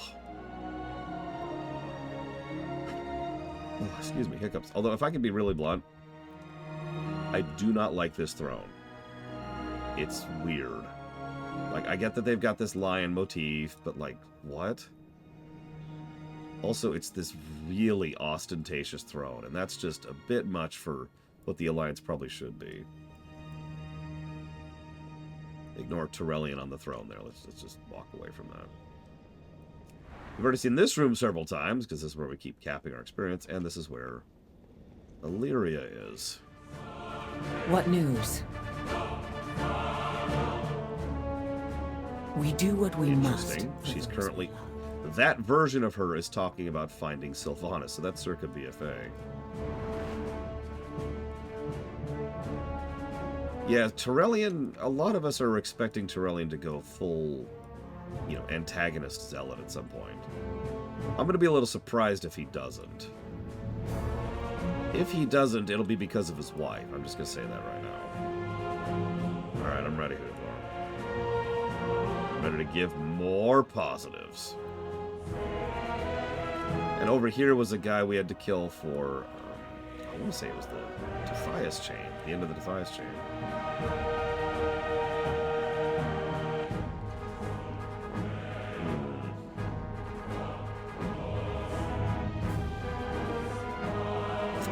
I agree, Huthor. We'll put that under internal consistency.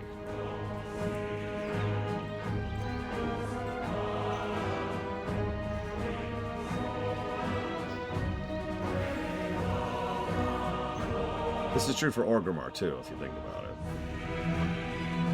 Yeah, remember, we are currently time-walked into Cataclysm. And yet Tyrellian is just sitting there. And yet over here is Illyria. And as Huthor just accurately put it out, this is Dragonflight. This is BFA.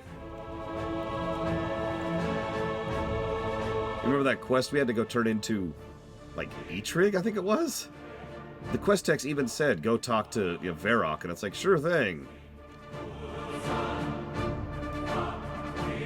Actually, no, the quest text was like, go talk to Garrosh, then it was go talk to Varrock. And just, yeah, you get it, you get it. Say, it could be worse. If I wasn't time walking, there would also be a guy right here. Literally right here. And this would also be Dragonflight. There's Kata down there, by the way. Oh yeah, by the way, real quick, I do like the addition of the Kata hub.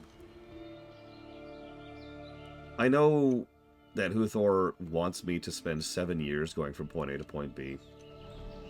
But I think this hub, it's in Orgrimmar as well, was a really good idea. Because it was kind of a unique situation, right? Most of the portal hubs go to, like, different expansions. You know, you portal to Shatrith to get to Outland, or you portal to Dalaran to get to Northrend, right? This was unique because each of these is a hub to one of the endgame Kata zones. There's Oldham, there's Deepholm, over there's Vashir, there's Twilight Highlands, and there's Hyjal. These, because of the way that they did Kata, because of the way they did specifically the Kata endgame stuff, Kata endgame was all over the place, and there was no real rhyme or reason to it. And so it made sense to give you just like a shortcut to each of these given spots. And there's usually quests that flowed through these zones as well, or through the portal hub as well. And there's one other reason I like it. It added a little bit of routing to maneuvering through the two Tominid, through the New World, through Cataclysm. You've actually seen me do this. You've seen me take the portal to Twilight Highlands because I need to go up here, right? Or you might have seen me take the portal to Oldham because I'm trying to get down here, right? Or stuff like that. It's a nice way to add another shortcut other than going to one of the capital cities, of which there's only a couple in 2 fairly large continents. And by a couple, I mean like 4, but you get the point. That is a good question, Magister. They might pull the FF14 thing. We just have to switch to another map.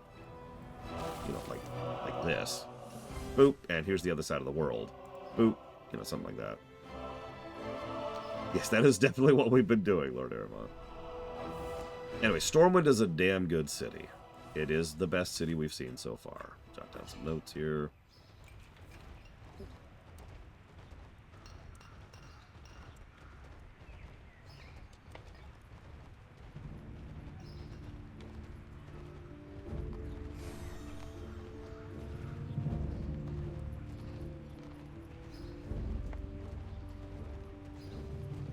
And I do agree with the negative of the timeline inconsistency.